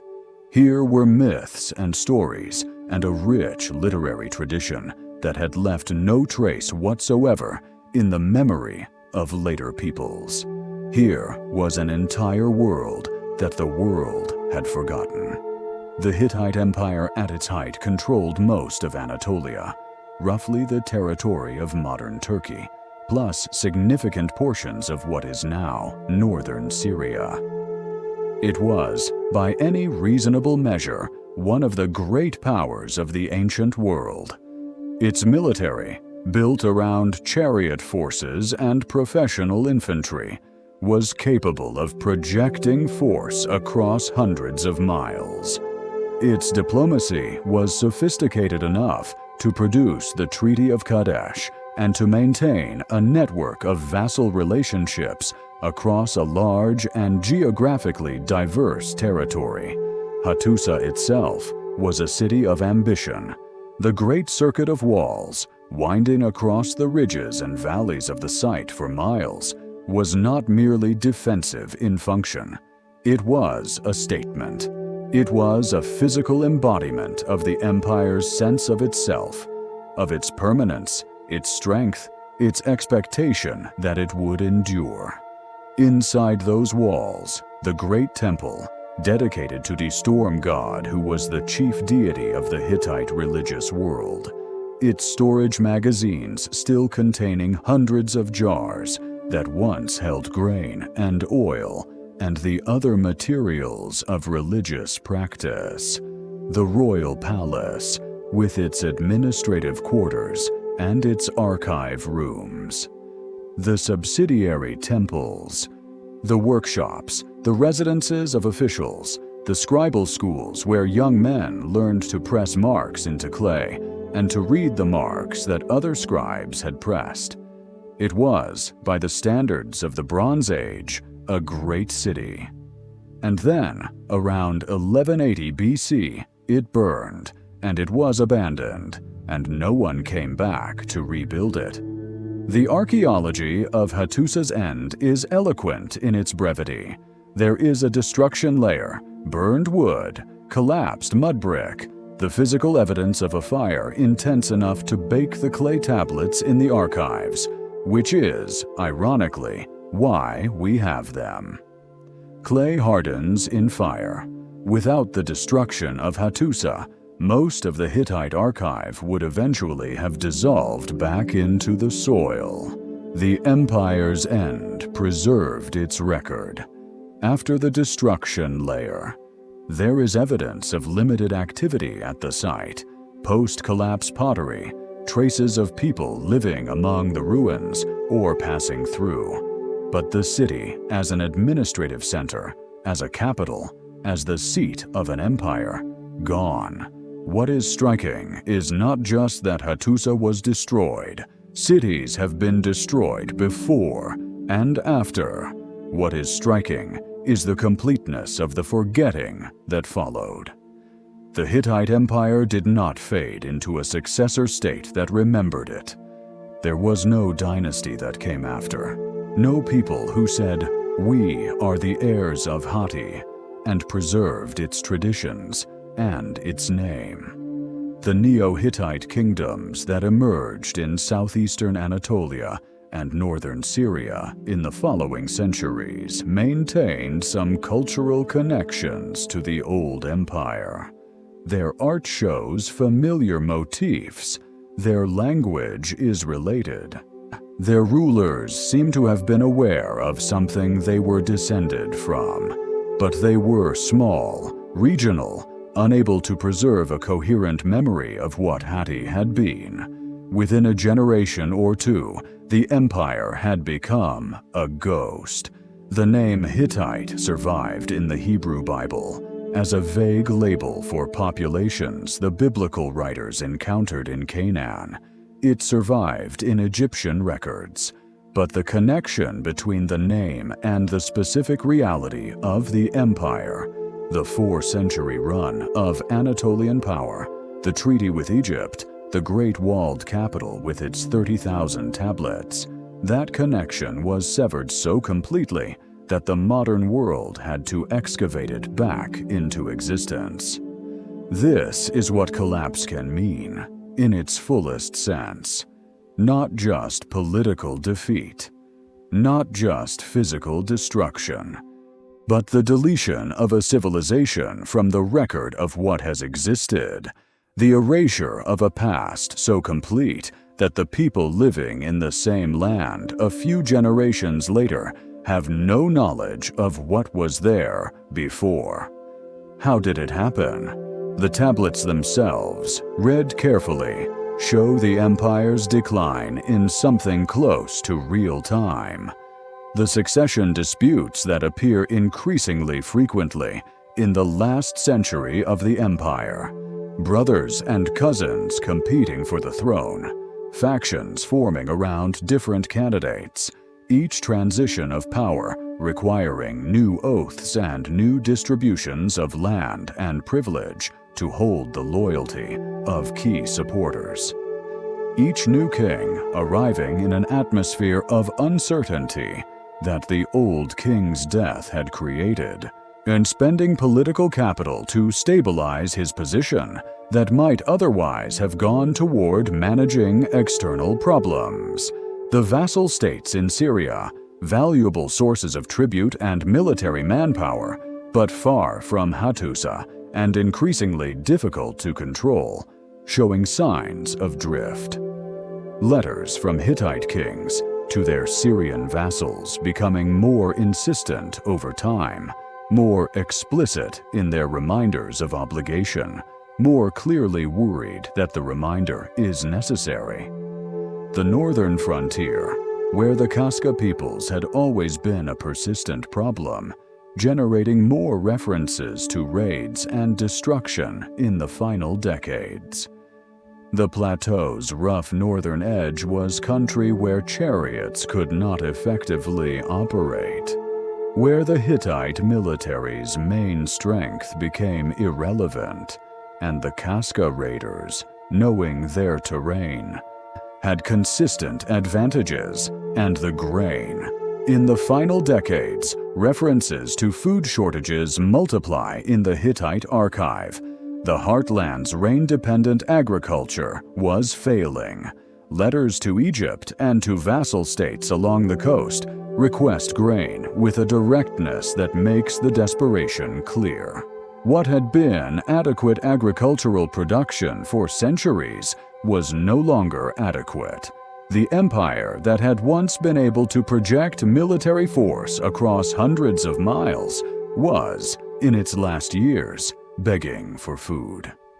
Among the final documents from the Hittite archive, found at Hattusa and also at other sites in the region, is a letter to the king of Ugarit from the Hittite king Sopiluliuma II. The letter is damaged. Significant portions are missing or illegible, but enough survives to make its meaning clear. The Hittite king is asking for ships, enemy vessels, vessels that may have belonged to some of the same confederations the Egyptians would call the Sea Peoples, have been attacking Hittite interests. The king needs naval support. He is ordering, or asking, or pleading with the king of Ugarit to send ships. At the same time, a letter from Amurapi, king of Ugarit, to the king of Elashia, Cyprus, was asking for ships. Enemy ships had been sighted. Ugarit's own forces were gone. Help was needed immediately.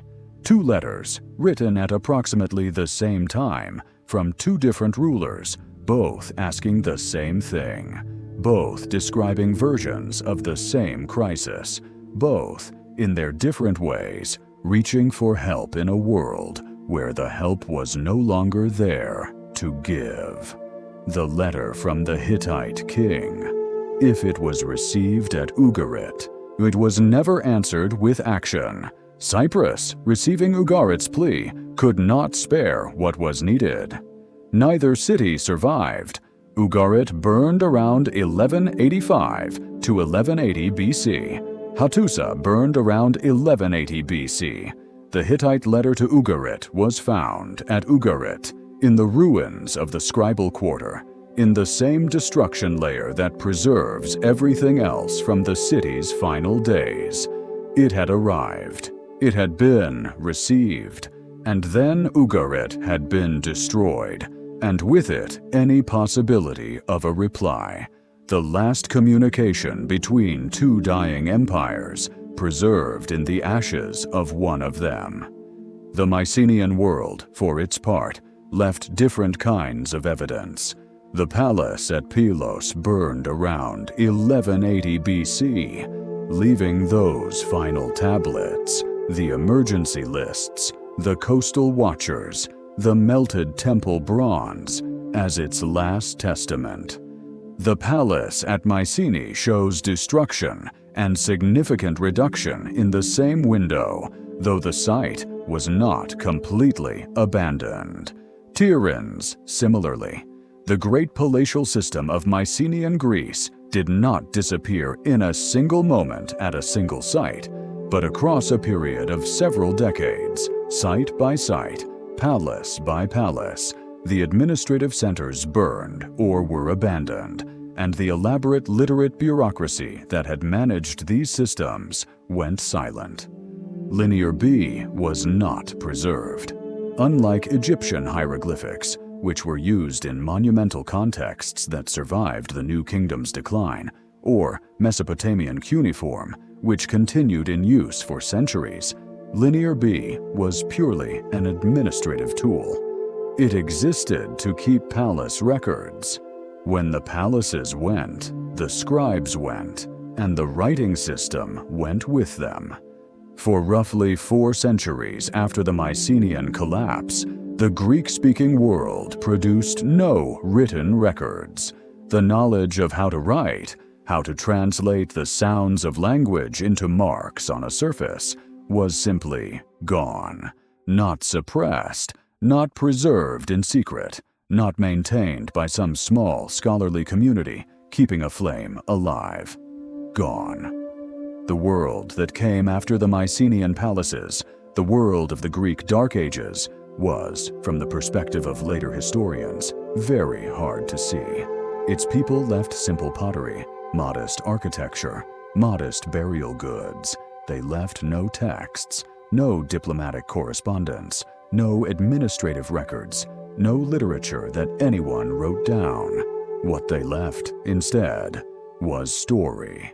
The oral traditions that would eventually, centuries later, be written down as the Iliad and the Odyssey were already being shaped in these Dark Age communities. The memories of a world of great palaces and bronze-armed warriors and ships sailing to distant shores, transformed, mythologized, made into epic, were being maintained by singers who performed them from memory, who added and changed and adapted them for each new audience, who kept them alive in the only form that a non-literate culture has available.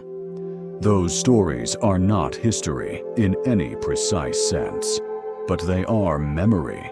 The memory of a world that was gone, preserved in a form that was transformed beyond recognition by the centuries of oral transmission, but still pointing, however obliquely, toward the Bronze Age world that the collapse had erased.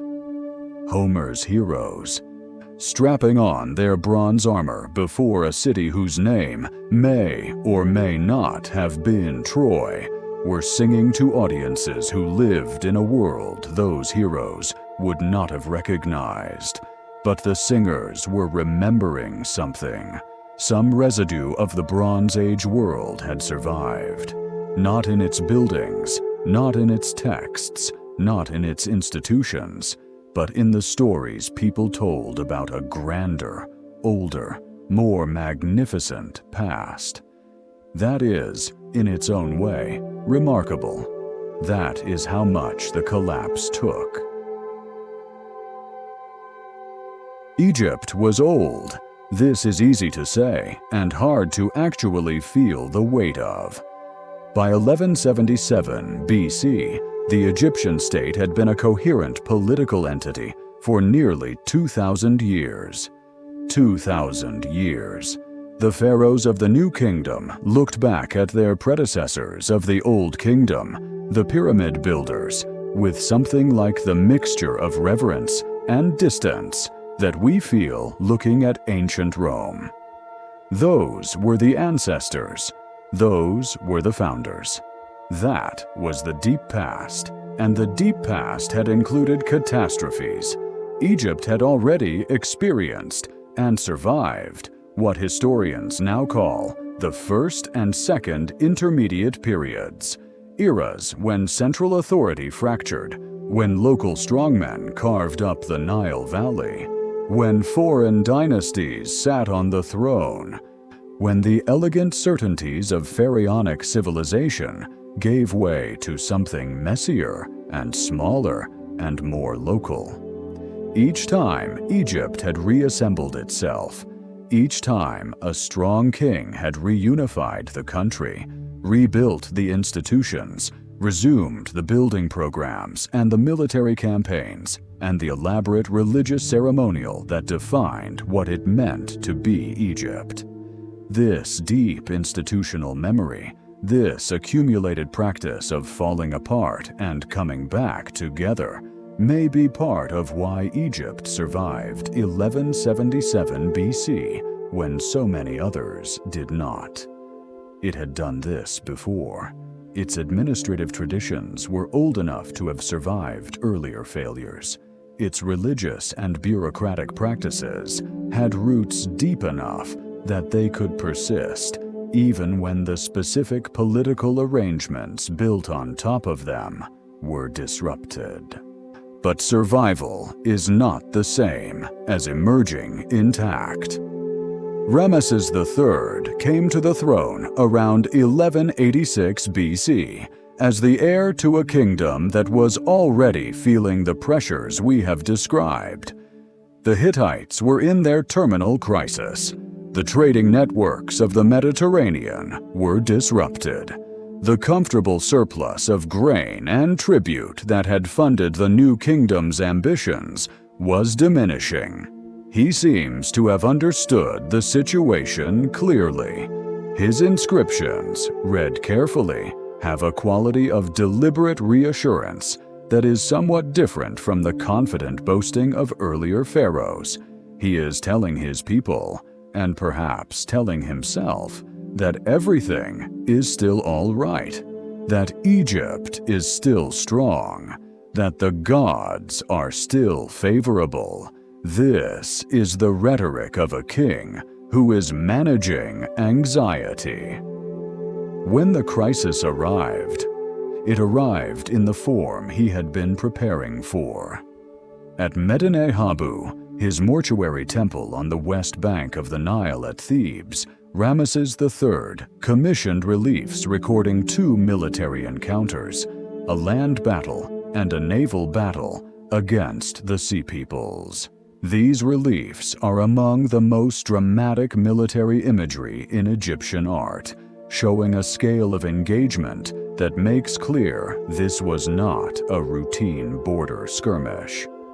The land battle took place somewhere in the northeastern approaches to the Nile Delta, the natural corridor through which any force coming from the Levant would have to pass to reach Egypt proper.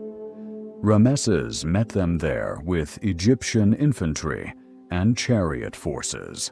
The naval battle that followed is depicted in extraordinary detail. Egyptian ships with their distinctive curved prows and the enemy vessels pressed together in narrow water. Archers firing from the banks and from ships simultaneously. Bodies in the water. The tight, confused close-quarters combat of naval engagement in restricted channels. The tactical logic visible in the relief is sound.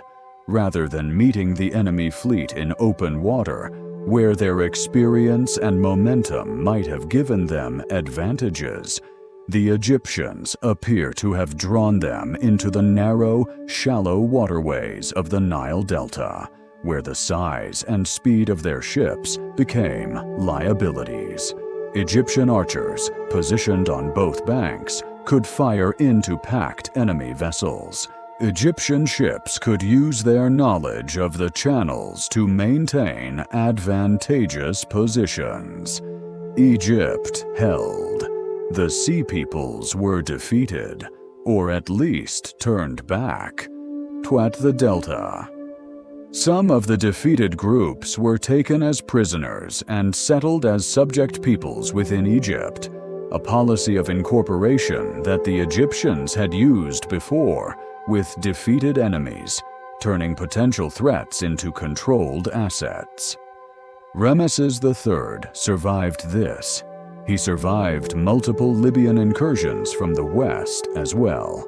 For most of his reign, he managed to maintain Egypt's borders and Egypt's basic function against pressures that had destroyed every other major civilization in the Eastern Mediterranean. But here is what the grand victory reliefs at Medinet Habu do not show. Inside the palace, we know about the interior crisis of Ramesses III's reign because of an extraordinary set of documents that survived: the Turin Judicial Papyrus and related records, which preserve the proceedings of a trial held in the final years of the reign. The subject of the trial was a conspiracy.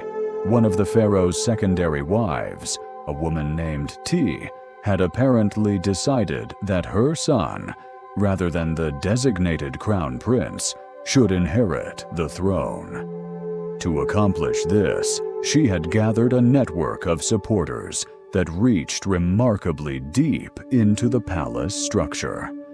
Royal officials, military officers, palace women, scribes who had access to privileged information, practitioners of ritual magic who had made figurines and recited incantations intended to harm the king. The conspiracy was discovered. The conspirators were arrested. A special court was convened, and the trial records preserve the proceedings in careful bureaucratic detail. The names of the accused, the charges against each, the sentences handed down. Some were executed, some were mutilated, some were permitted to take their own lives rather than having the sentence carried out on them, a distinction the records treat as significant. For a long time, historians debated whether the conspiracy had actually succeeded or whether it had been discovered and suppressed before the intended assassination was carried out. Ramesses III was succeeded by his designated heir, Ramesses IV, which seemed to suggest the conspiracy had failed. Then CT scans of Ramesses III's mummy, conducted in the early 21st century, provided an answer that changed the story. Beneath the carefully wrapped linen, around the pharaoh's throat, is a wound. A deep, clean cut, the kind made by a sharp blade drawn with force across the neck. The wound reaches to the vertebrae. It would have been immediately fatal. Tucked into the bandages around the wound is an amulet, the Eye of Horus, a symbol of protection and healing, placed there by the embalmers who prepared the body. They could not undo what had been done. They could only make the gesture of placing a protection where the damage was. The man who had turned back the Sea Peoples, the last great pharaoh of the New Kingdom, killed by his own household. If you wanted a single image that captures the full complexity of what was happening to Bronze Age civilization in this period, the way that the same systems that produced extraordinary achievements also generated extraordinary internal pressures, it might be this: a pharaoh who successfully defended his kingdom against the chaos outside his borders, dying in his own palace from the chaos inside them. After Ramesses III, Egypt did not collapse the way Hatti collapsed. It did not go silent. It did not become a blank space in the historical record, but it sank. The later pharaohs kept the same name: Ramesses IV, Ramesses V, Ramesses VI, on through Ramesses XI, and maintained the forms of pharaonic authority. They built, they inscribed, they conducted the religious ceremonies that defined Egypt as Egypt. The machinery of the Egyptian state kept running, but the territory it ran over shrank. Egyptian garrisons in Canaan were withdrawn. The tribute that had flowed north to south, the wealth of the Levantine cities, the products of the Eastern Mediterranean world, the commercial advantage that the new kingdom's military reach had secured, dried up. The empire that had stretched from Nubia to Syria contracted toward its Nile Valley core. Within that core, the balance of power shifted in ways that would, eventually, lead to the formal end of unified rule. The priests of Amun at Thebes accumulated wealth and institutional authority that approached and in some periods exceeded the pharaohs. Military commanders in the northern delta held power that a weakened central monarchy could not easily override. By around 1070 BC, the fiction of unified Egypt was abandoned. Upper and Lower Egypt were effectively governed by different authorities. This is what historians call the Third Intermediate Period, and it lasted for several centuries. It was not a collapse in the dramatic sense. Egypt continued. The temples continued. The gods were still worshipped. The Nile flooded every year, and the crops grew. People were born and lived and died along the same river they always had. But the Egypt that emerged from the crisis of 1177 BC was not the same Egypt that had entered it. The confident empire, the civilization that had built Abu Simbel and fought Hatti to a standstill, the power that had been the financial center of the Bronze Age world, that Egypt was gone. What remained was older and smaller, and in some ways, more purely itself. Stripped of its imperial ambitions, reduced to its Nile Valley core, Egypt turned inward. It went on maintaining the traditions that were 2,000 years old, building and inscribing and worshipping and burying its dead in elaborate tombs. But the tomb robbers came. The Valley of the Kings, where the royal dead lay in elaborately prepared chambers packed with the objects their eternal lives would require. This became, in the years after Ramesses III, a systematic target. Trial records from the reign of his successors describe organized criminal enterprises, bands of thieves, sometimes including palace officials with inside knowledge, breaking into sealed chambers and stripping mummies of their jewelry and amulets and melting down the sacred objects. The records are methodical in their way. Who broke in? Which tombs were entered? How much was taken? The bureaucratic precision applied to the investigation of sacrilege against the royal dead.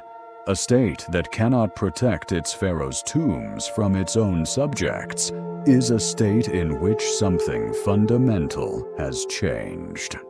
The compact that held Bronze Age civilization together, the belief that the king's authority was real, was divine, was worth upholding, had, here too, come loose, not with drama, with the quiet, practical calculation of people who needed gold more than they needed cosmic order. When we call the centuries after 1177 BC a dark age, we are being precise about something specific. The lights of the Bronze Age administrative world went out. Writing, in many regions, disappeared.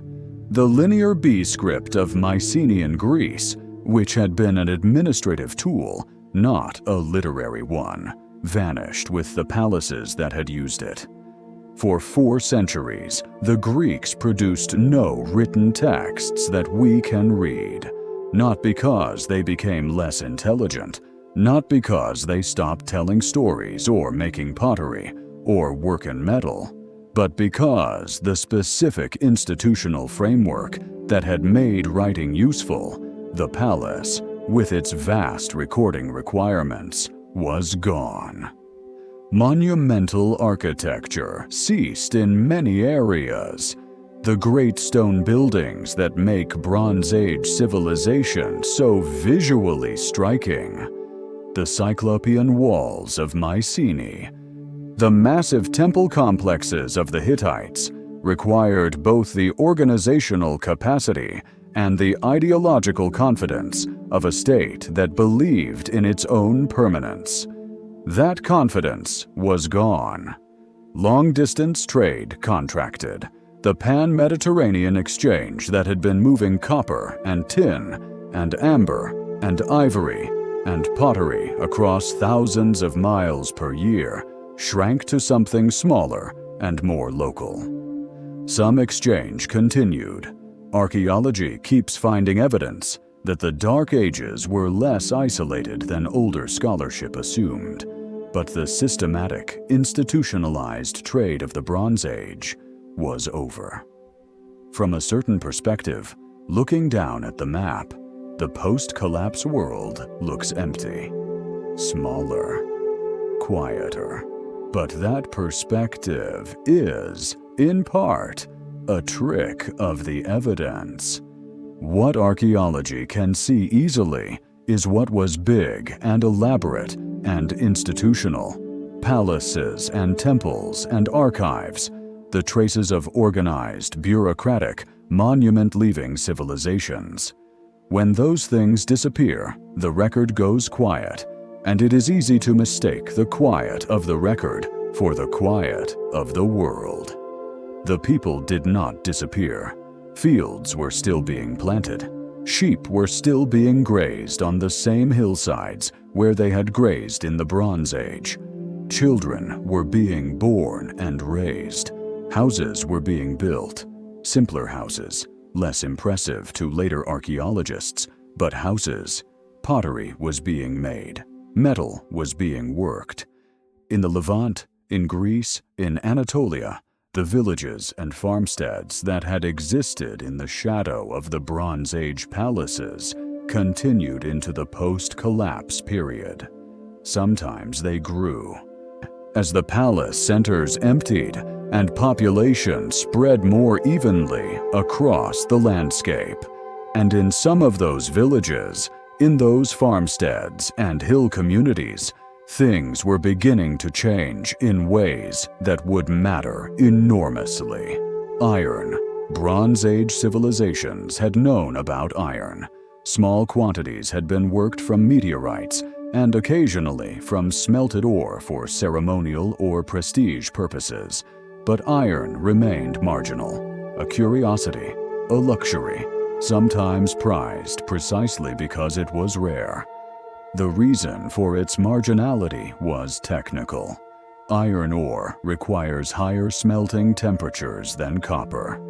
Getting quality iron, controlling the carbon content that determines whether you end up with something hard and useful or something brittle and worthless, is considerably more demanding than bronze casting. The Bronze Age world had good bronze working technology and limited iron working technology. It had built its entire economic and military system around bronze. When the bronze supply chains collapsed, the absence created pressure toward iron, not immediately, not all at once, but gradually across the 11th and 10th centuries BC, as bronze became scarcer and more expensive and less reliably obtainable, communities began investing more in figuring out iron. And iron had an advantage that bronze never had. Iron ore is common. It is distributed across the landscape with a generosity that copper never showed and tin never approached. If you could master the technology, the higher temperatures, the carbon management, the particular skills of the blacksmith's art, you could source your metal locally. You were not dependent on trade routes bringing copper from Cyprus and tin from Afghanistan. You were not dependent on anyone's permission. This mattered for how power was organized. Bronze had concentrated power. The people who controlled the mines and the trade routes and the bronze casting workshops were the people who ran the palaces. The palace's ability to provide metal, to arm soldiers, to equip farmers, was a central part of what justified the palace's existence and its demands. Iron, being more accessible, was harder to monopolize. A local community with access to iron ore deposits and the skills to smelt them was less dependent on the great administrative centers. Regional leaders could equip their own forces without being plugged into a larger system. Individual craftsmen could set up as blacksmiths in their own villages. This did not instantly create a more equal world. There were still elites. There were still hierarchies, still kingdoms, still slavery, still exploitation of the many by the few. The Iron Age was not paradise, but the particular form of elite power that rested on control of a fragile, long-distance supply chain for a specific rare metal. That form of power was weakened. The new elites that emerged in the post-collapse centuries would have to base their authority on different things. In the cities of the Levantine coast, something else was happening. Tyre, Sidon, Byblos, the Phoenician city-states that had been minor but useful players in the Bronze Age world, known primarily as suppliers of cedar timber and purple dye, found themselves in a changed situation. The great empires that had dominated the Levant were gone or severely weakened. Egypt had pulled back. The Hittites had disappeared. The Mycenaean trading fleets were no longer in the water. The elaborate, bureaucratically organized Bronze Age trade network was in ruins. But the Phoenician cities had ships. They had sailors. They had generations of accumulated maritime and commercial knowledge. And the competition, suddenly, was gone. Over the course of the following centuries, the 10th, 9th, 8th centuries BC, Phoenician traders began extending their reach across the Mediterranean in ways that the Bronze Age system had never quite permitted. Moving first through familiar waters, Cyprus, the Aegean, the Levantine coast, then farther west, to North Africa, to Sardinia, to Sicily, to the Iberian coast. Eventually, or according to later sources, through the Strait of Gibraltar into the Atlantic. They founded trading posts and eventually cities along the way. The most famous of these, Carthage, on the coast of what is now Tunisia, began as a small Phoenician outpost and grew over several centuries into one of the major powers of the ancient Mediterranean. The Phoenicians were not building an empire in the sense that the Hittites or the New Kingdom Egyptians had been empires. They were not conquering territory and extracting tribute. They were building a commercial network, more flexible, more decentralized, more dependent on individual trading relationships than on administrative hierarchy. And with their goods, they carried something that would matter more than any of their copper, or cedar, or purple dye. They carried an alphabet. The Phoenician writing system was not invented after the Bronze Age collapse.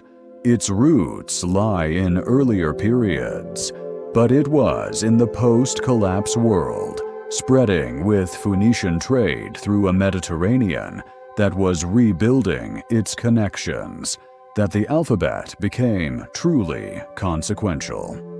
The Phoenician script was a consonantal alphabet, a system of roughly 22 signs, each representing a consonant sound that could be combined and recombined to write any word in any language. It was dramatically simpler to learn than the complex syllabic scripts of the Bronze Age.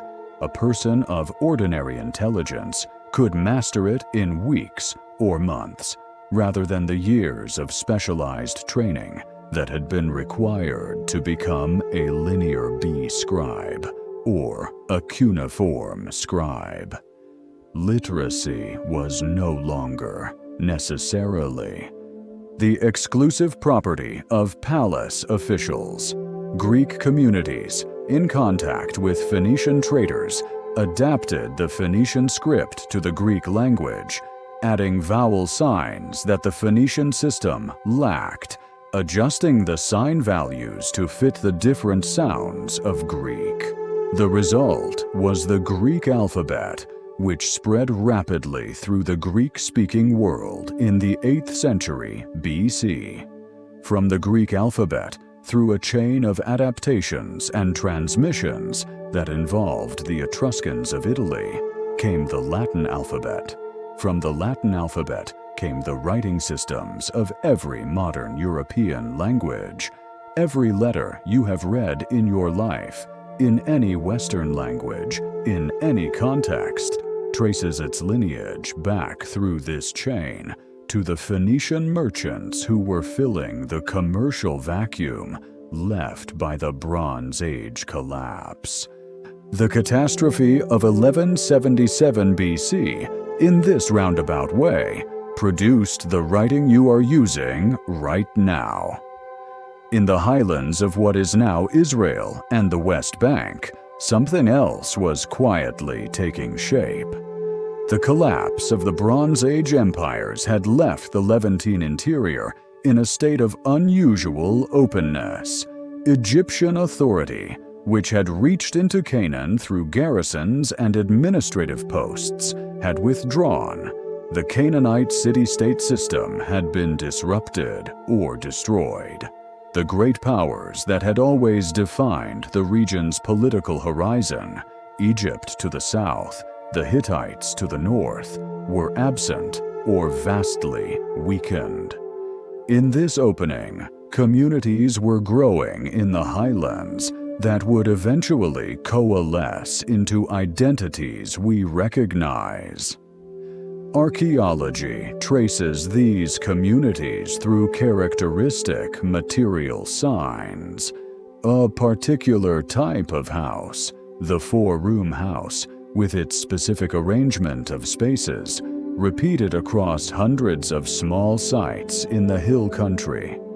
Simple pottery, the absence of pig bones in the refuse heaps, a distinctive marker in a region where most other communities were eating pork. Small agricultural villages without the elaborate palace or administrative infrastructure of the Bronze Age, governing themselves by local custom and local authority. These communities would eventually come to define themselves and to be defined by others as Israel. Their origins are still debated among scholars. Some see them largely as indigenous Canaanites who reorganized in the hill country as the lowland city-state system collapsed. Others read the biblical traditions of migration and exodus as preserving, however transformed, some memory of genuine population movement into the region. The truth is probably complex. Old populations reorganizing alongside new arrivals, local traditions mixing with influences from elsewhere, identity forming gradually rather than arriving fully formed. What matters is what these communities were building toward: a religious tradition of radical distinctiveness, the insistence on one God, one moral law, one covenant between a people and their deity that would eventually produce, through very long and complicated chains of development, three of the world's major religions. Judaism, Christianity, and Islam all trace roots, through very different paths, back to the highland communities taking shape in the vacuum left by the Bronze Age collapse. From those small villages in the Judean and Galilean hills, without palaces, without elaborate administrative systems, without the material culture that makes Bronze Age civilizations visually impressive, from those simple communities came ideas that would reshape the inner life of more of humanity than any Bronze Age emperor ever managed. In Greece, the Dark Ages were genuinely dark in the sense of being difficult to see. Simple pottery, modest burials, small settlements, no texts. But underneath the silence of the written record, something was being maintained. The oral tradition that preserved memory of the Mycenaean world, transformed, mythologized, made into the raw material of epic, was being shaped and reshaped by generations of singers performing for communities who needed to understand their own past. The stories of the Trojan War, the wanderings of Odysseus, the tragedies of the House of Atreus. These are not historical accounts. They are literary creations built up over centuries, telling truths about human experience in the language of myth rather than the language of the archive. But they are also, in their way, a form of memory. Memory of a world of great palaces and bronze-armed warriors and long sea voyages, a world that had ended and that the Dark Age communities were trying to understand their relationship to. When writing returned to Greece in the 8th century BC in the new alphabetic form, it arrived into a culture that had preserved this extraordinary oral tradition. The earliest extended texts in the Greek alphabet are Homer.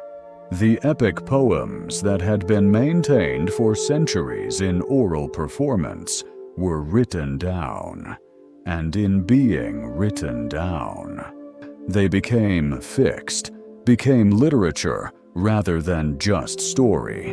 And from the communities that produced Homer, that adapted the alphabet, that spent centuries working out what it meant to live in a world without palaces. From these communities came the experiments in political organization that would produce the polis, the city-state, the assembly, the idea that free male citizens could govern themselves, could debate and decide and hold each other accountable without a king who ruled by divine right. Democracy is not a Bronze Age institution. It grew precisely in the absence of Bronze Age institutions, in the space that the collapse had opened up. The Mycenaean palace at Pylos had scribes recording every chariot wheel and jar of oil. The Athens of Pericles had citizens who voted. The distance between those two ways of organizing human life required the collapse to create it. In 1177 BC, the ancient world ended, or rather, a particular way of organizing the ancient world ended. A specific, historically contingent arrangement of power and trade and belief and administration that had taken centuries to build, that had knit together civilizations across thousands of miles, that had seemed, from the inside, simply the way things were. The people who lived in that world did not think of themselves as living in a temporary arrangement. The scribes of Pylos who pressed their marks into clay were not thinking, "This system is historically contingent and subject to collapse." They were doing their jobs in the world they knew, in the way their world worked.